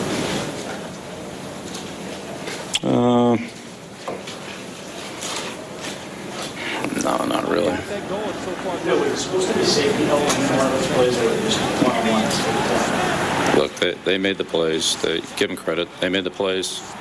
They protected them. They threw them. They caught them. They executed them better than we covered them on those particular ones. Give them credit. You talked about it being too big of a hole. Was there any point in the second half you felt like the momentum had swung, you were back into it and rolling a little bit? Well, it was an 8-point game. It was a one-score game at the end of the game. So you felt at that point you were... Well, I mean, it's a one-score game.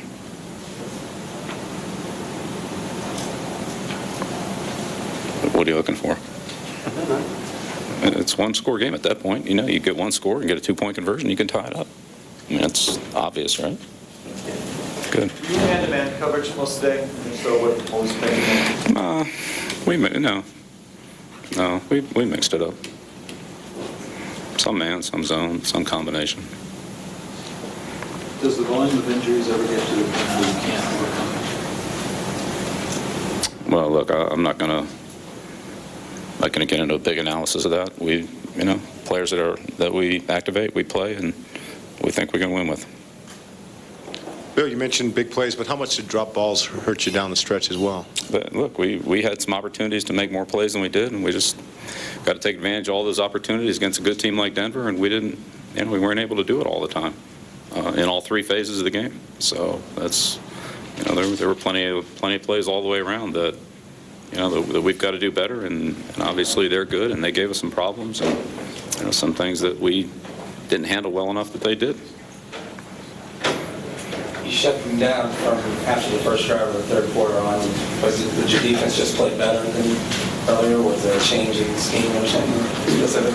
No, there was no big change in scheme. Why do you think they were more effective than later in the game after that first drive of the third quarter? Your defense. Well, we didn't give up 70-yard plays.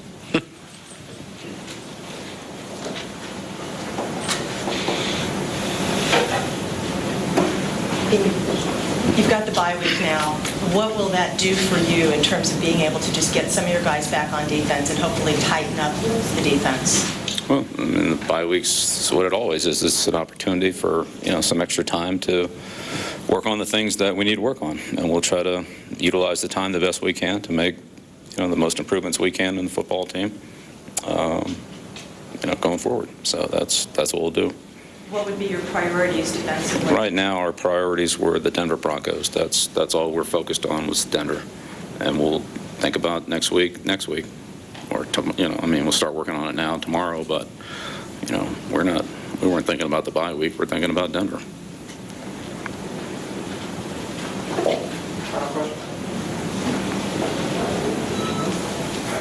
Okay. Well, you know, it's hard to top that. It's like the same press conference we saw at the end of Game 2, Game 4, and now Game 6. And as Steve DiBiase mentioned here on the set, and watching the coach after one of these games, it really is fascinating, to say the least. It's a tour de force in stoicism, if nothing else. And that may not be the correct word, but there's somewhere Snow White and their 6 other companions are watching the 7th perform in Denver this afternoon. And we'll talk about that when we come back and find out why DiBiase really enjoys seeing the head coach twist slowly in the wind. We'll be right back.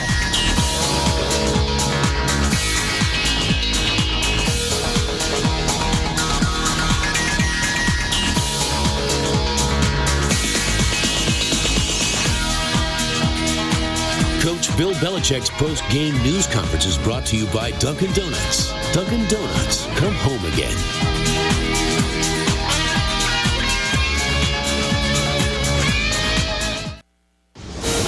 Welcome back to New England Ford Patriots 5th Quarter. Brought to you by the New England Ford dealers, home of the best-selling cars and trucks in New England.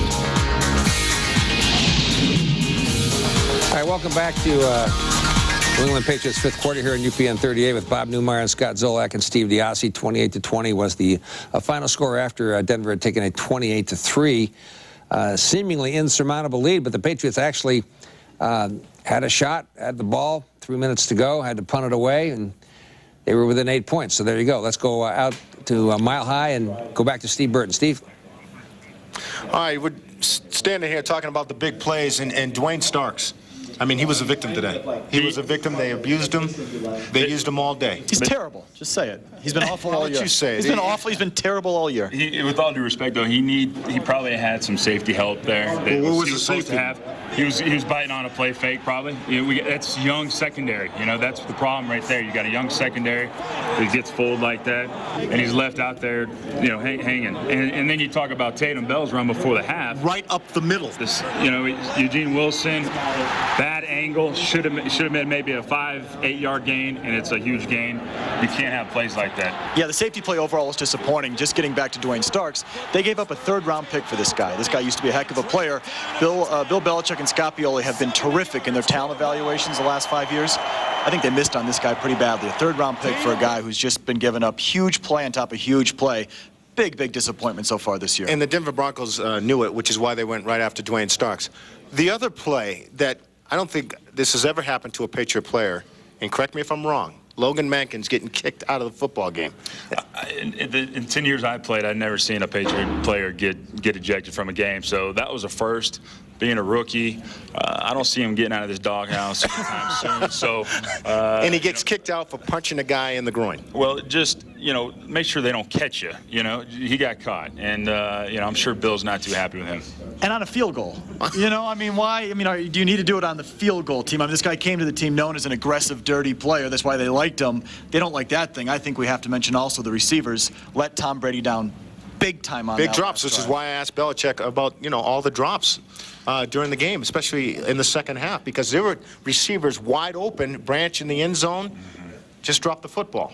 You don't really see that. On 3rd and 20, where the ground caused it, that should have been a catch too. David Givens, these guys, Teddy, usually very reliable pass catchers, and they let Brady down. They are. You know what? And with all due respect too, you know, Tom, I haven't seen him rattled like this in a long time. They were blitzing his backside. He got hit a lot. Today. He got pressured all day long. And when he wasn't pressured, I could see that he was uncomfortable in the pocket, and easy throws for Tom normally, he was overthrown. So it goes both ways there. Looks similar. When the games that they've lost, they've gotten behind, and that offensive line gets steamrolled and Brady gets rattled. I think that's been a common denominator. When they lost against Carolina, that's the way it looked. In the second half against San Diego, that's the way it looked. They get behind multiple scores, and they have to pass, and that offensive line, Ted, just cannot hold on. And you know what? They tried the running game early. And my feeling is that Coach Belichick really didn't have faith in the defense. He felt like he needed to chuck it up and get a score fast to have a chance in this game. And that's not good. If you don't have confidence in your defense to stop their offense, and you ditch the run like you do as early as you do, you're going to have problems. Well, that's the bottom line. If this defense stays this way, forget about the three-peat, forget about a deep playoff team. You cannot, I don't care how good Brady plays, I don't care if Dillon comes back, if they're giving up points like this, forget about it, it's over. And you mentioned Corey Dillon. One of the most frustrating things was to see this guy standing on the sidelines, and we're all thinking he's going to get in the ball game at the beginning of the game, then we knew he was out. Don't know if it made that big of a difference. I thought Patrick Pass played decent. Pass played well. I don't think that was... But in the first half, they had, what, 29 yards rushing, and their longest rush from the line of scrimmage was Tom Brady's 12-yard scramble. Yeah, you know there was what? no running attack in the first half. You know what, and they needed Corey running the football, and they needed him running downhill. You know, time of possession was going to be a big part of this game, and obviously they dominated in that category. And without Corey Dillon in there to kind of hammer it and wear him down a little bit, you don't have a chance. We are waiting on Patriot quarterback Tom Brady. Hopefully he's healthy coming out of the locker room. In the meantime, we'll go back to Bob Lobel, and we'll try and get some guests out here. Okay, thanks, Steve, Michael, Ted. We're going to come back and with Steve Diassi and Scott and Numi and talk about this whole Bruschi situation coming up during the bye week. It's going to be grabbing the headlines. You can imagine that. Not that it already hasn't. We'll be right back. 28-20. The final. Patriots are 3-3 after 6 games.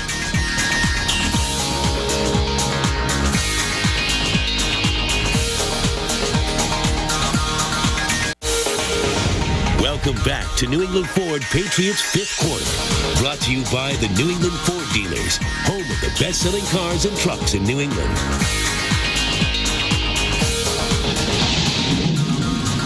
All right, welcome back, everybody. 28-20 was the final. It's hard to even say it, but here's the deal. There are a couple of statements released today by the New England Patriots on Teddy Bruschi's situation. And first, the statement from the Patriots, and then a statement from the doctor that treated him at Mass General. The Patriots are saying that they've advised that Teddy Bruschi has received unanimous medical clearance from outside specialists in the field of stroke neurology. I'll continue when the statement comes up on the screens, because there's no sense in me reading this because it's such a long statement. Thank you very much. Ask and it shall be given. Ask that Teddy be back, and he's going to try. He's got unanimous medical clearance from outside specialists in that field. He's also passed multiple physical examinations by team doctors and has been cleared to resume practicing as early as this week. The Patriots organization is satisfied that Teddy Bruschi has received the best medical attention possible and has been assured that he is medically cleared to resume his playing career. He has worked very hard throughout his rehabilitation to return to full health and has been assured by all who have examined him that he has, with the necessary unanimous medical clearances to return.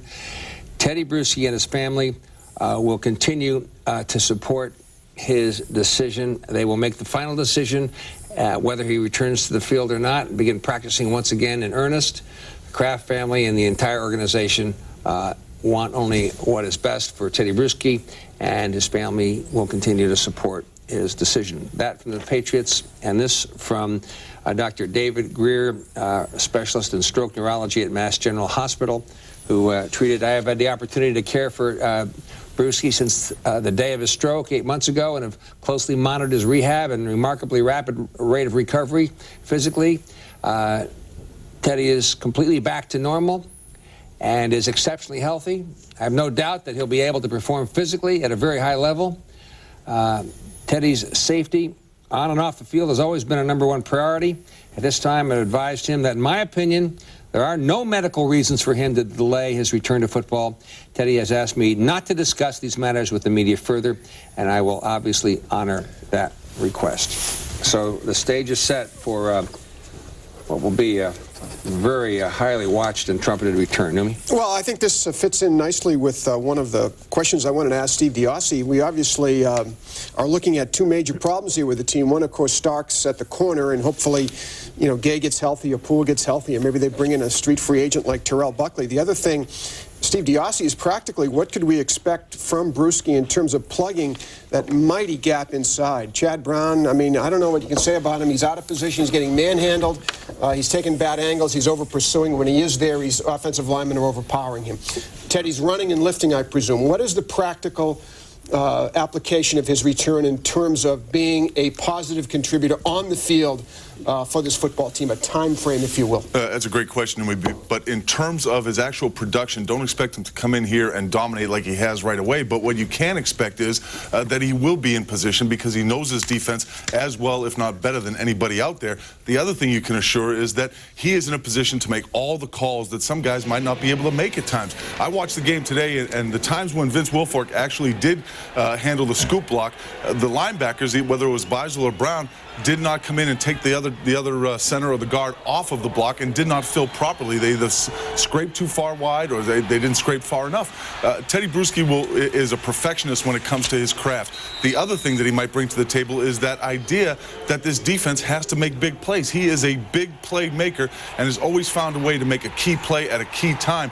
That's something they don't have since Rodney Harrison went off the field. So what you're going to get from Teddy is a guy that will pick up the practice, he will pick up the film study, he will make the other people around him, like he always has, he will make the other players around him better. But it is not an instant quick fix. This defense has deeper problems than simply the middle linebacker play. I think the biggest thing he's going to bring to them on Sundays is recognition, flat out. When that game's going, he's going to recognize tendencies. This is a guy that studies film better than anybody. I'm sure Teddy Johnson can elaborate even more.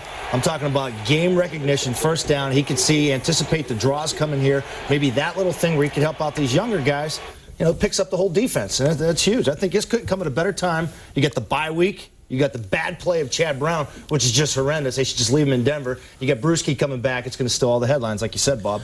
Well, here's a couple things come to mind. Is rate of recovery on the football field.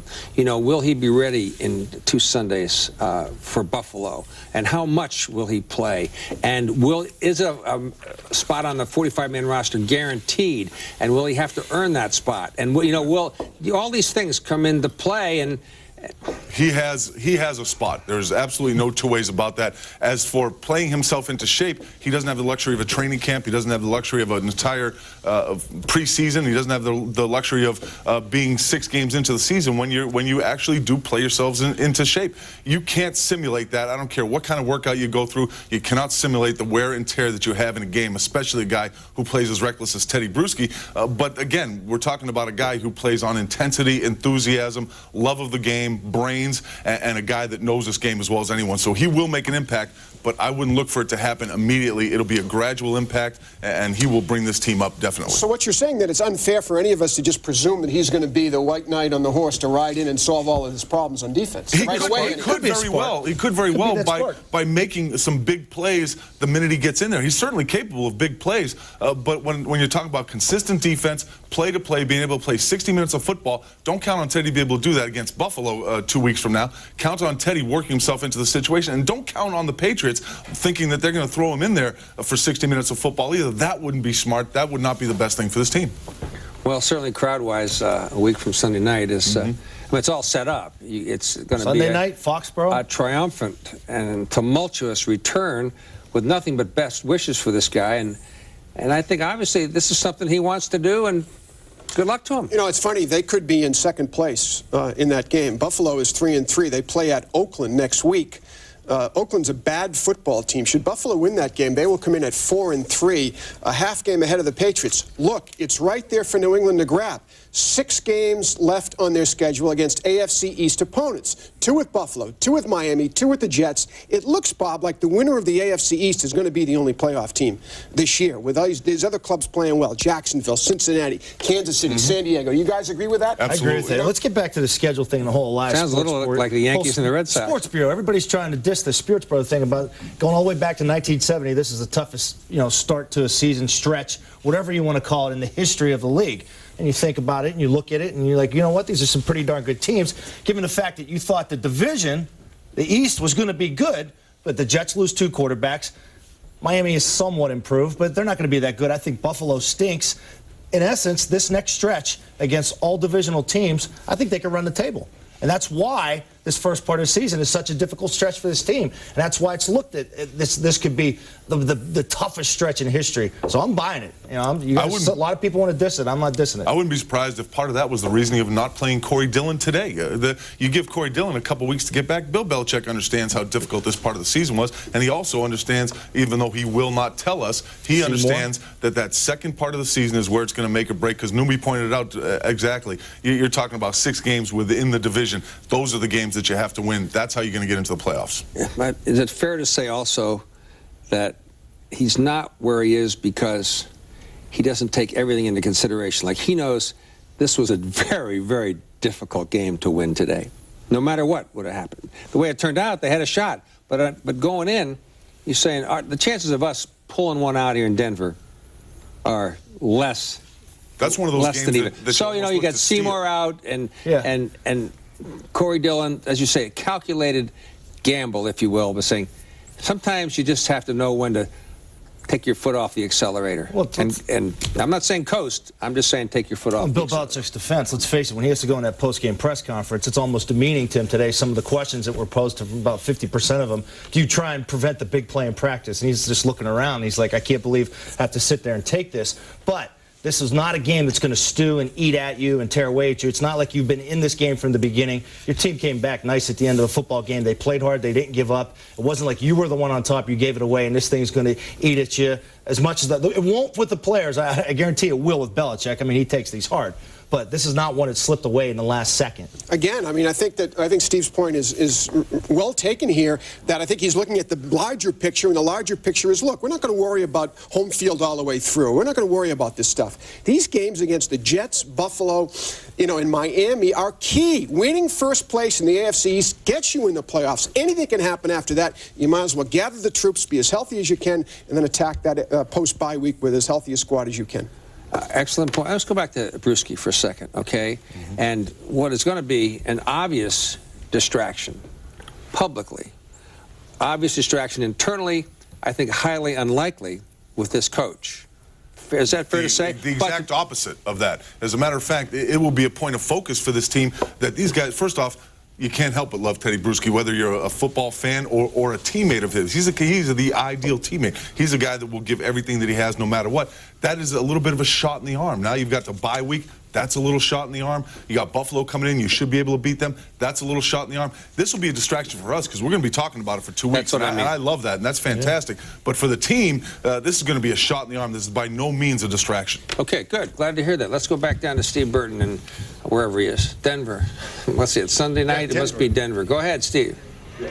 Yeah, things to do in Denver when you're dead. But we're live here, and the Patriots are 3-3. Joining us now is Eugene Wilson. And I will say this, it was a tale of two halves because you guys tried to come back in the second half, but the first half you gave up a bunch of big plays. Yeah, it was unfortunate that, you know, those big plays happened. I mean, we felt like we was doing a real good job defensively, and they caught us on a few big plays, and that's what really started it bad for us. How's the communication been going? I mean, they got an easy score in the red zone. It looked like guys got picked. Is communication an issue right now, and is that hurting guys? You know what? Today we had a real good job communicating. I mean, everybody was on the right page. Just the plays that they beat us on, they just flat out beat us, and that's what happened. Could this bye week come at a better time? I mean, you guys got so many guys beaten up, battered, and bruised. Yeah, I mean, this is really needed right now. I mean, physically and mentally. You know, I know we're going to have a lot of guys that really needs this break right now, and we're going to really take advantage of it. Is it hard to believe you guys are 3-3? I mean, after 6 games? It doesn't set in now. You know, at the beginning of the season, you wouldn't think anything like that, but it's something we got to deal with, and we're going to keep on striving for the best. Have you talked to Rodney? Has he given you some words of advice, some inspiration? You know, I know you guys are pretty tight back there, so have you had a chance to talk to him? Yeah, of course. You know, he just basically tells me, you know, I'm going to have to be the leader and step up as a leader now. And, you know, I just try and keep the guys together, and we're doing a good job communicating now. It's just a matter of us just making the plays. So whose job is it to help out Dwayne Starks? That's going to have to be his own job when it comes to, you know, making the plays on the ball that he needs to make. All right. Well, go get on the bus. We're going to hold you up. All right, Eugene, thank you. Eugene Wilson, I guess we're waiting on quarterback Tom Brady, who's yet to leave the locker room. But in the meantime, we're going to throw it back to Bob Lobel. 3-3. Whoever thought after 6 games, Teddy? He didn't seem too happy, did he? No, he wasn't. And did you hear what he said about the Dwayne Starks? He did. Has to be his own job, Bob. Back to you. Well, you might be getting on the bus, but it sounds like Dwayne Starks was under it. Numi, so? Well, I mean, you look at the secondary, in fairness, Rodney Harrison, Gus Scott, Chad Scott, Tyrone Poole, Randall Gay. There's 5 secondary guys out. How many teams can survive 5 secondary guys, gentlemen? Don't answer that. We're sitting there. We're trying to real quick. We're trying to wonder was there some secondary help as far as safety help on those 2 Starks passes where they're down the field? He answered volumes with that question right there. Who needs to help Starks? He said he needs to help himself. That means that's one-on-one coverage. It means Eugene Wilson's responsibility was the crossing tight end. It means there's no safety help. It means one-on-one. Dwayne Starks, you got to come up big in that situation. He said he's got to help himself. He had no help. All right, so that answered it. We'll come back. We missed one word of Tom Brady's post-game press. Well, what'd Ted say? He was rattled. We got to find out if he's rattled. We'll be right back. That's what he said. You disagreed. Yeah. We'll find out why when we come back. No Dunkin' Donuts dash for daylight today. The Patriots did not return a punt or kickoff for a touchdown today, meaning Andrew Flashenberg of Sharon doesn't win the trip to see the Pats play the Jets, but will still receive a Dunkin' Donuts gift bag. Log on to UPN38.com to find out how you can enter next week's Dunkin' Donuts Dash for Daylight. Welcome back to New England Ford Patriots 5th Quarter. Brought to you by the New England Ford Dealers, home of the best-selling cars and trucks in New England. So here's the way the nightmare kind of unfolded. It was 28-3, then it was 28-6, and they started to creep back a little bit. Then it was 28-13, and then this little drive, and a very significant drive it was at the time, would make it 28-20. But let's pick up this 4th quarter drive, and the Patriots with some time. Here we go. Patrick pass was huge in this drive. And you see Brady just execute the screen to perfection right there. Let these guys come in, and this is a guy we talked about in the pregame, Patrick Pass. Every time this guy's number's called, he was hurt today. He played hurt, and that's what I like about this guy. There's a difference between being hurt. There's hurt. There's a difference about being injured. And when Patrick Pass starts out the drive, or the Patriots start out the drive with either a draw or a screen and get a good chunk of yardage, that's the exact way that you want to start out a drive. And so many teams do it, but nobody does as well as the Patriots. That was classic right there. This is what they do so well. This is so Charlie Weiss-esque down in the red zone. The play action, Brady sells it. All of a sudden, the backers get sucked up. And he had both feet down right here. I know they called him as far as being pushed out, and the reception was good. But watch the toes. Watch the right foot's down. Here comes the left. That's great concentration, great control. This guy really knows how to tiptoe the sideline. And I don't recall any penalties in that drive either. 10 plays, I think it was. I don't recall any penalties. They had a drive later in the game where you had some penalties, and you just can't do that in a situation when you're down 8 points and you need to move the ball. And I think they took advantage of Champ Bailey being out of the lineup as well in the second half. You know, they have rookie corners themselves. You can throw on Denver. Most teams have successfully, but when they know you're going to throw at them and the line and the linebackers can rush as aggressively as the Broncos did, that made Brady's job that much tougher. But did you notice that Wilson got beat on that play 56? He was also the same guy that nearly decapitated Deion Branch on that critical pass when they were down 8 and moving. And that separation of the ball, Bob, to me was a key defensive play for Denver. Had Branch made that catch, and he had it, but Wilson pounded him, they might still be driving that football. There were a couple of key plays. That was a very key play. The drop by David Givens was a key play, and the intentional grounding was a huge play at the time. I suppose those 3 would be the things. And the other thing, too, is, Plummer has taken care of the ball. Uncharacteristically, he's been good about turnovers. That's been the knock on him. And the Patriot defense, I guess, guys, they're having trouble creating the turnovers. Here's the quarterback. Let's go to him. Yeah, I'm doing fine. I think everybody needs a little bit of time to get some rest, get some guys healthy, and line it up again. I mean, 3-3. I mean, we didn't really think we'd beat 3-3, but that's where we are. And got to make some improvement here next week, and then get ready to go again. Tom, what if you're like those 500 team? I mean, Well, that's what we are. So it's not, you just don't make excuses. You just say we got to play better. And, today we had some chances and we just didn't execute, I think, the way we'd like to, especially under, critical situations in the game. And we all got to work harder to improve. And there's a lot of football left. We got 10 games to play. And, like I said, we'll use this week off to get some rest and get rejuvenated and line it up again. Tom, what did their defense do in the first half that was so effective last week? Well, we didn't run the ball as well as we would have liked to, and we didn't throw as well as we would like to. We just didn't execute. So it's a pressure defense, and they got some good players over there. Just didn't throw and catch the way I thought we were capable. Did the blitzing scheme surprise you at all, or did you pick it up? Well, no, I think we knew they were coming, and they were coming, and for the most part, we did pick it up. I mean, I don't think we got sacked today, did we? I mean, we just tried to get rid of the ball quick, and receivers made some nice plays. But in the end, I think you get down 28-3, and you have to be perfect to have a chance to come back. And we made some good plays there. I just don't think enough. You didn't get sacked today, but you got hit today. With all the hits that you took, how'd you getting up? That's my job. Keep getting up and keep fighting. So, we showed some resiliency. I mean, I don't think we hung our head. We thought, we had a chance to make some plays there at the end, and we had the ball with 3 minutes and 3-4 minutes left. The chance to go down and score, and we just didn't do it. Drop balls killed you. I mean, you put it right in their hands, and you're not going to throw your receivers under the bus, but down the stretch.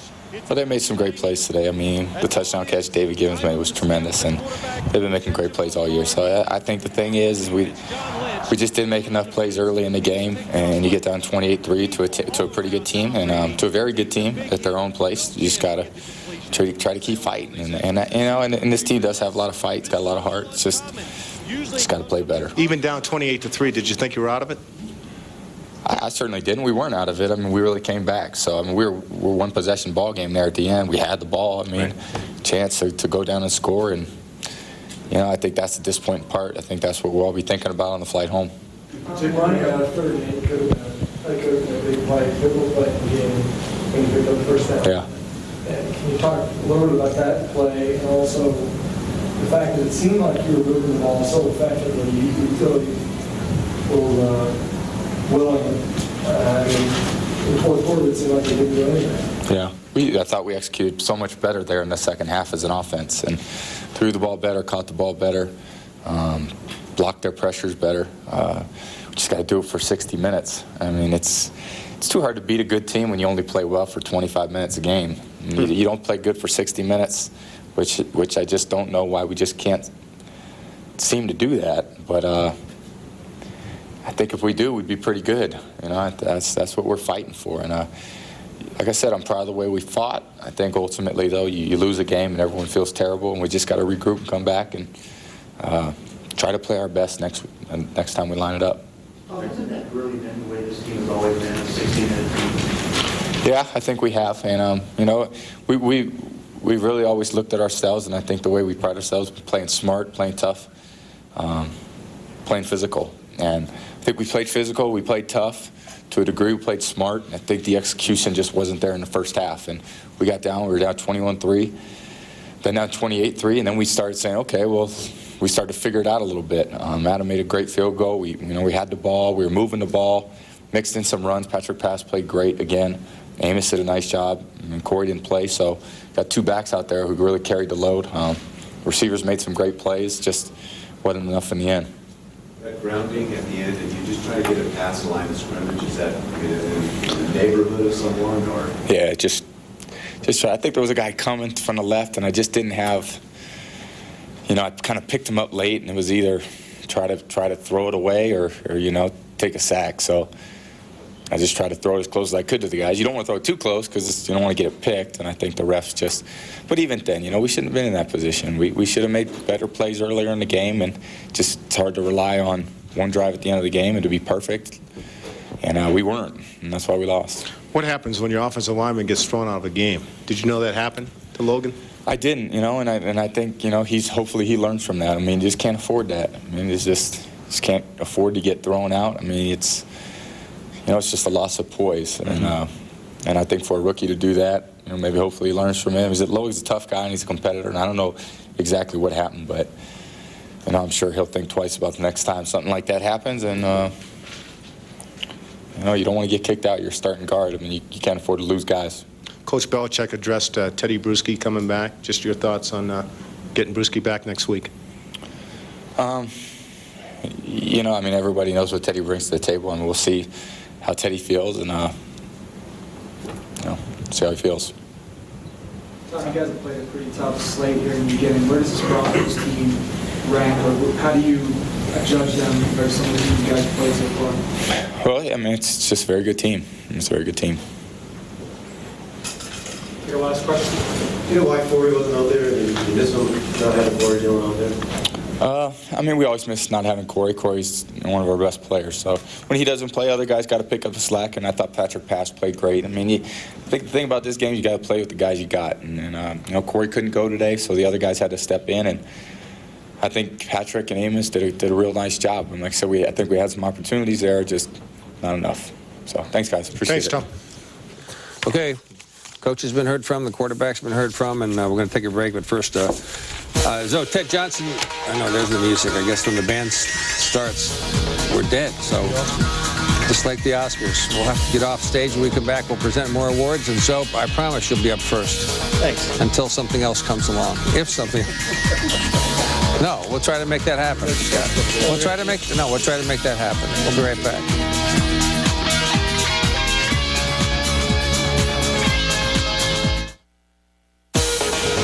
Welcome back to New England Ford Patriots Fifth Quarter. Brought to you by the New England Ford Dealers, home of the best-selling cars and trucks in New England.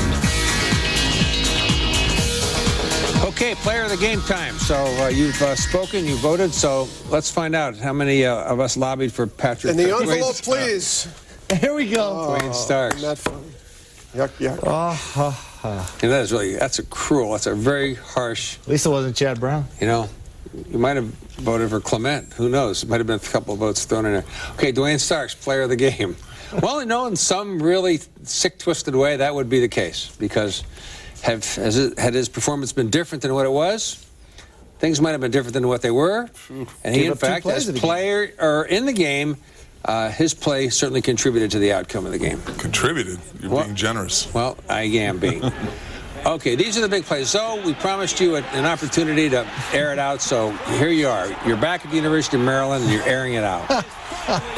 All right, we're talking about Tom Brady, and here you're seeing, obviously, the big plays that Jake Plummer's making, and these are the ones where they're attacking Dwayne Starks. And as Eugene Wilson said, he's got to help himself. He doesn't have any safety help on those two big ones, and if he did have safety help, Eugene would have stepped up. There's a bad angle by Eugene right there.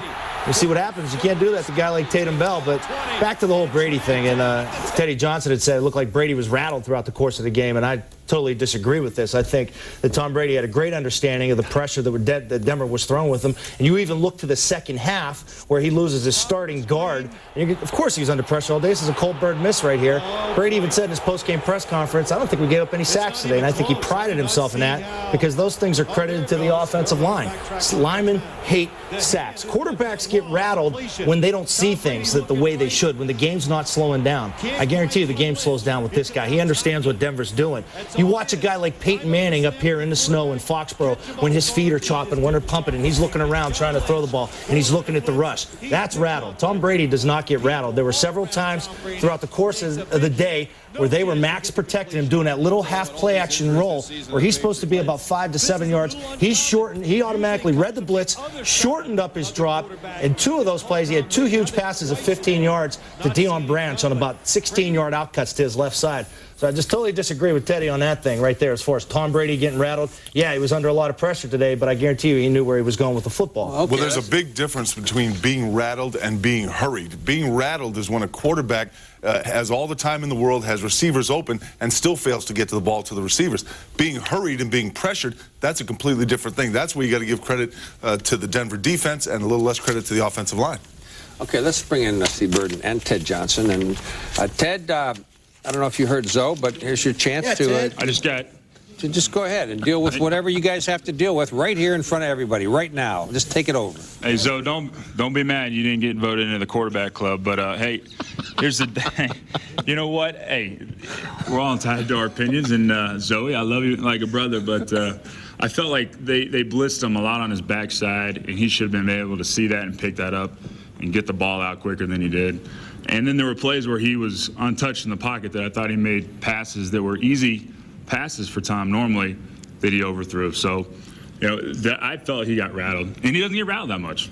You know, we mentioned Teddy Bruschi coming back. The guy they really need to bring back is Rodney Harrison. because Rodney Harrison is the guy they need back there on defense, and he is just not coming back.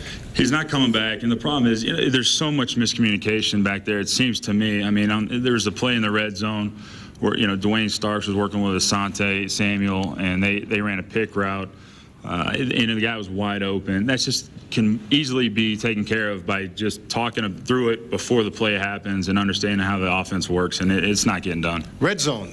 The Denver Broncos, I think, were 100% in the red zone. They couldn't stop anything. 100% efficiency in the red zone. It's amazing to me. They come into the league, Patriots do defensively last in the league. And Bill says that really there's two things that set up bad red zone defense. One is big plays that get you down into the red zone. And then you have to be good situational defense in the red zone. There's so many different plays that teams run in the red zone because of the shortened field. You have to change your mentality. You have to change how you defend a team. And right now, they are just not getting it done. There's no room for error in the red zone. Right. There is no room for error, and communication is a vital part of it, and guys aren't communicating. But the thing about the red zone defense, and the thing that Patriots has really used to their advantage, is when you get down in the red zone, you have less room to work with. Right. Okay, because you got the back of the end zone to be your next defender, and the Patriots just are not using that. Well, so they're flooding zones. They're confusing our corners and our safeties. Our corners aren't able to pass routes off. They're running into each other, and guys are walking in. Missed assignments all the time, and it's just too easy. When teams get down there, they're scoring. And here's Anderson's touchdown here. They couldn't stop the run. I mean, and really Denver just pretty much ran it down their throats. In the second half, however, it became a little bit of a different story. But by then it was too little too late. Tough to play catch up. It was too little too late. And I thought Steve brought up a great point earlier. The linebackers really weren't filling the backside gaps. They were over pursuing. Basic fundamental stuff in a 3-4 defense that they weren't doing. The running backs were cutting back all day and having huge gains. So Belichick has been known to give teams a lot of time off during the bye week. What will he do this week with the bye week coming up, especially with the way the Patriots are 3-3? Well, it'll be full pads, and it'll be not a fun work week. So even though with all the guys hurt, he'll still go full pads. He wants to prove a point. If you prepare well and play well and give him what he wants, you get rewarded. If you don't, look out, because you're going to start all over again. All right, we got to look out. Hopefully get out of Denver safely. Bob LaBelle, we're going back to you. 3-3. They tried to come back, just too little too late. Okay, guys, very good.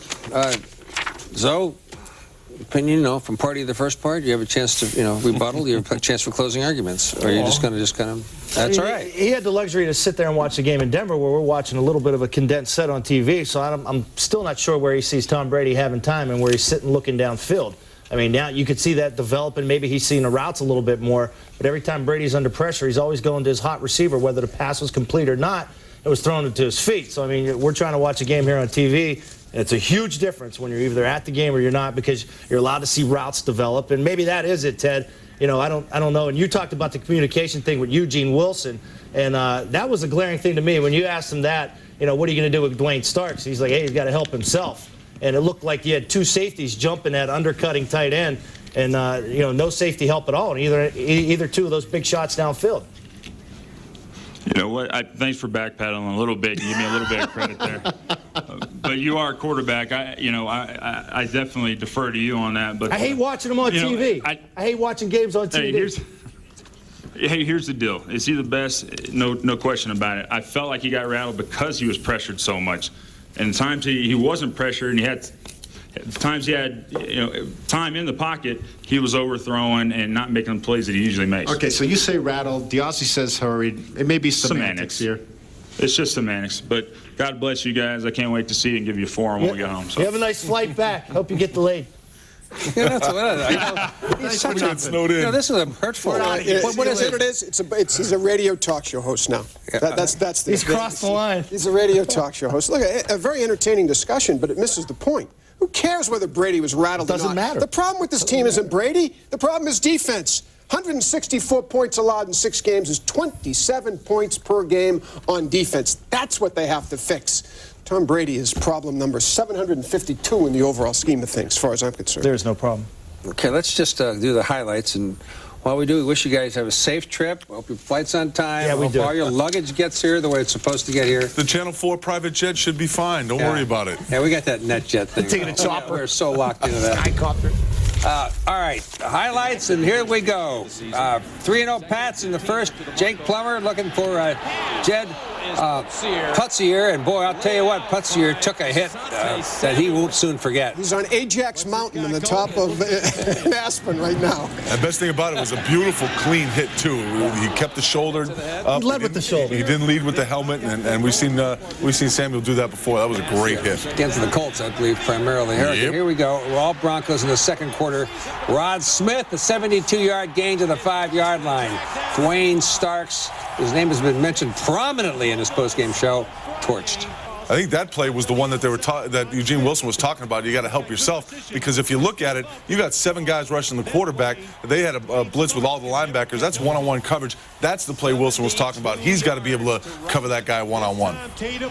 Watch Monty Basel right here, and you talk about, and Steve and Ted have talked about not filling that backside gap, over pursuing, completely takes himself out of the play. I mean, they didn't even have to account for blocking him. After a Patriots punt at 7-3, and Plummer goes back to work. This one to Ashley Lee to the 17. Here's why the Broncos are winning. Last year, Plummer was intercepted 20 times in 16 games.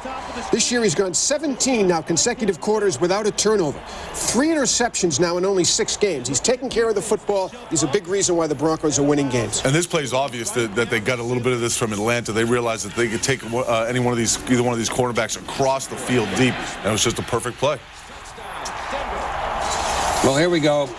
That was Rod Smith on a touchdown. Dwayne Starks again. I mean, that's the third. I was just going to say Dwayne Starks when I see a touchdown. He's in 3 of them already, and I thought, here's the play of the game. Tatum Bell, because you look at the score. 2 minutes left in the game. I guarantee you Denver, 2 minutes left in the first half, excuse me. I guarantee you Denver wanted to run out the clock right there, go in 14-3. All of a sudden now it becomes a 20-3 game at the half.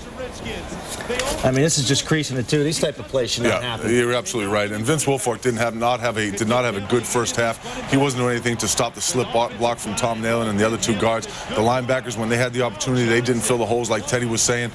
You're talking about right there just getting run over in terms of your defensive backs and your linebackers. That just shouldn't happen to a Patriot defense. And they actually had that play called back because he had touched down at the 1, and then they just had on the next play. It was like, as Ted Johnson said, it was too easy. It was too easy. It was 21-3. Touchdown drives of 97, 91, and 80. And they worked their way back. A 52-yard field goal attempt by Vinatieri. It's wide right. And on the miss, Logan Mankins. Where did he hit this guy? The corner of walk and don't walk? That's a pretty good acting job there, too. Yeah, that's a flop. That's a soccer flop right there. That's a punter. Wait. Well, it was one of those things. Helmet. Right on helmet. Here we go. And continues. Plummer to Smith for a 21-yard gain. I think that was Randall Gay. Randall Gay, 21. I think they finally realized that Starks wasn't capable, and an injured Randall Gay was better. I mean, look at the linebackers, and here's Mike Vrabel, who's forced to the inside. He fills the hole better than Chad Brown. I mean, he's 3 yards up ahead of Brown on this. 28-3, then 28-6, and then a 77-yard drive. Patrick Pass, who really was immense in this game. Particularly in the second half, screen passes, tough runs up the middle, and generally touching the ball and cleaning up on Denver linebacker blitzes. And here's another play. New England throws a screen pass better than any team in football. Great block by Cope and getting all the way downfield, 20 yards downfield to make a block, too. Remember when Bledsoe was here and they complained about never throwing screens? Couldn't throw a screen. Could not throw a screen pass. We cannot execute it. We cannot compass it. We cannot complete it. All right, that's set up. An 8-yard touchdown to Givens and a great catch. He was pushed out of bounds. It was called in. So it was 28-20, and they had a shot. Pats get it back. They have it first down on their own 38-yard line after this, and here we go. This could have been a big play, big gainer, but he had 15 yards of open field in front of him after he caught that ball, and I know David Givens wants that one back desperately. He is having an outstanding year and is one of the better clutch receivers in the game. But to drop this pass is inexcusable as far as he's concerned. Well, it turned out to be a huge play. And same possession, Pat said in the 3rd and 20. Yeah, and this could be the play of the game right here. And that's what they call a dash to the backside. It buys Brady some extra pass protection. But you watch the hit here on Dion Branch. Yeah, this is a guy that Al Wilson, 56, underrated linebacker from the Broncos, cleaned his clock. Watch this. Yeah, and Al Wilson has been doing this for 7 years. Big guy from Tennessee. I mean, he brings it each. He's one of the few linebackers I like for them. That still would have put them in a 4th and 2 situation. They still would have had to make the first down after that. But it's a convertible thing. And they would have gone for it in that situation. Absolutely. So the Pats had the punt and never got the ball back, and that was at 28-20 in the final, and they lose in Denver. They're 3-3 after 6 games, and they have the week off, and it'll be a week when Teddy Bruschi comes back, and you know what? That'll be the story. It'll be an ongoing story, and probably a rallying cry, as Steve Diassi mentioned, for this football team at a time when they could absolutely positively. It's a shot in the arm. It's a shot in the arm. This team, even though I think they're okay and they're positioned all right to win the East, this is a shot in the arm that they need, along with the bye week, along with Teddy Bruschi coming back, along with the fact that you're playing a poor Buffalo team. I don't care how well Kelly Holcomb can play. They are not as good as the Patriots. They just need some time to regroup, and a couple of bonuses like this work perfectly in their favor. You know, and we'll take a break here, but you know what it's going to be like down there Monday night when Bruschi's announced. Sunday night. We just need some snow flurries. Snow flurries. 2 weeks from tonight. Have your guys take care of the snow flurries. And see, one of those moments all that you we need. become accustomed to. Saying it's going to be a long night for the Bills, Bob, you think? Just the planets will be aligned properly for it sounds like big-time Pats win? We have a chance to discuss that when we come back. 2 weeks from tonight, we'll talk. Welcome back to New England Ford Patriots 5th Quarter. Brought to you by the New England Ford Dealers, home of the best-selling cars and trucks in New England. Next Sunday, 11:30 New England Ford Patriots game day on CBS 4. The Patriots do have a bye week. And Steve Diassi and Bob Newmeyer are still here. Scott had a previous engagement a little after 9 o'clock, and he had I don't know where he's going, but you know. I moved over to Scott's chair and put his microphone on, but it melted. He didn't leave. He didn't leave mad, but I guess we ought to have some closing comments here. They got 10 games left, and I guess it's I'd hate, you know, it's kind of folly, and this is radio talk show host. Fun though. What do you think they're going to do in the 10 games left? 8-2. Is that be fair? 9-1? Well, I do know this. I know the AFC, Bob, is extremely competitive. And hey, it's early yet, 6 games, a lot of football left. But when you really break it down, you've got New England and Buffalo at 3-3 in the AFC East. The winner of that division will make the playoffs. We know that. And the Patriots, again, with 6 games against those clubs, it's on their plate to eat, devour, and get it done. You've got Cincinnati, Pittsburgh. I'm not totally discounting Baltimore yet, although they're 2-3. If they get a quarterback play, their defense might get them back in it. Indianapolis is there. Jacksonville, a big win at Pittsburgh. They're in the hunt. Denver, Kansas City, San Diego, you can't count them out. That's 10 football teams, Bob, that have a chance to make one of the 5 spots. But I think it's going to come down to who wins that AFC East. You got to believe that the defending champions have the best personnel among the Buffalo, Miami Dolphins, and Jets of the world. And I would be shocked if they did not win this division and make the playoffs as champions of the AFC East, even with 10-6, 11-5. All they need is 10 wins to win the AFC East, and if they do it, if they get 5 wins out of the remaining 6 division games, then they have to find 2 more somewhere else. What they need to concentrate on is to be playing well going into the playoffs. Don't be so concerned about whether you're 12-4, 11-6, 11-5, 10-6. Be concerned with how you play those last 3 or 4 games and the month leading up to the playoffs. How well you're playing going into the playoffs, because that's what's important, and that's one thing that this team has going for them. They know how to play in the playoffs. I have one Bruschi question before we go. Will he see any action on special teams?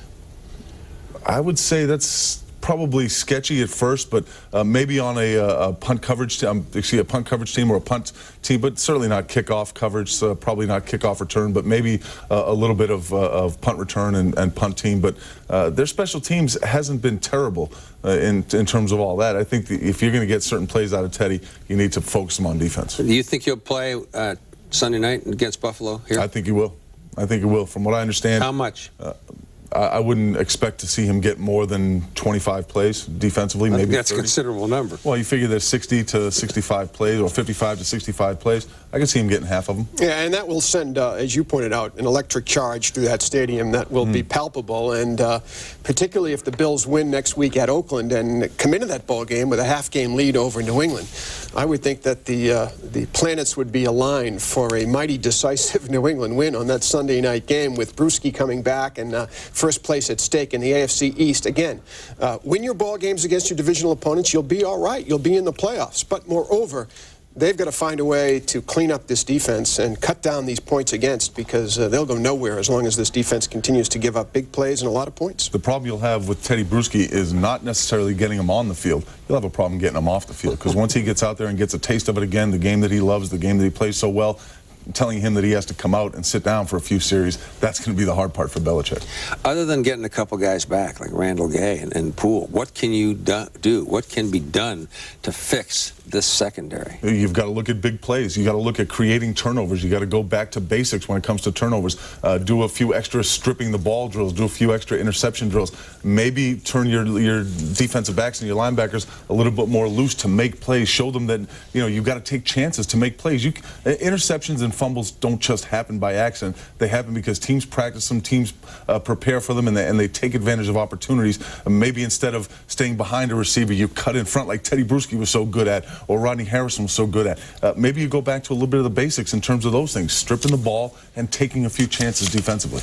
And whereas last year, you know, they were able to survive without the likes of, at certain times during the season, Ty Law, number 1, Richard Seymour, number 2, it's readily apparent that when Corey Dillon is out of the lineup, this is not the same team. And moreover, the loss of Rodney Harrison is gigantic for this team. Leadership, coordination, call it what you will. That's another aspect, not just replacing Starks. I mean, he'll be out on the next bus. But that safety position and the captain and the quarterback, Eugene Wilson, is he too young? Is he not experienced enough? But Harrison's injury, Bob, in my mind, gigantic at this point in time. And they've got to find a way to get some leadership and some coordination back there. I'm sure Teddy Bruschi will help. That fits in. You're exactly right, Nui. That fits in perfectly with Teddy Bruschi coming in.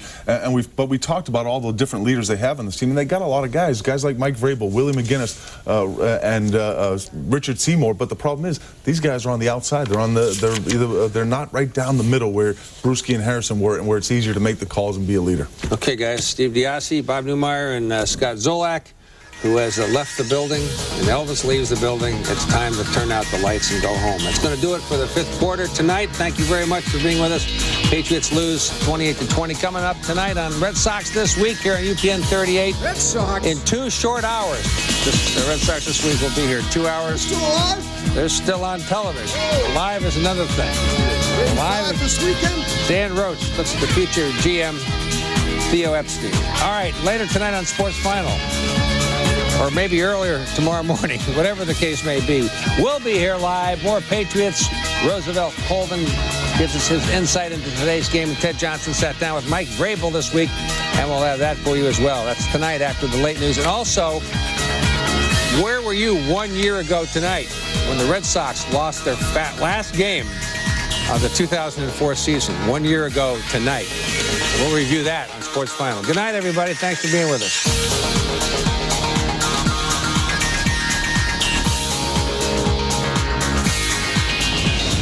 Thank you for watching New England Ford Patriots 5th Quarter.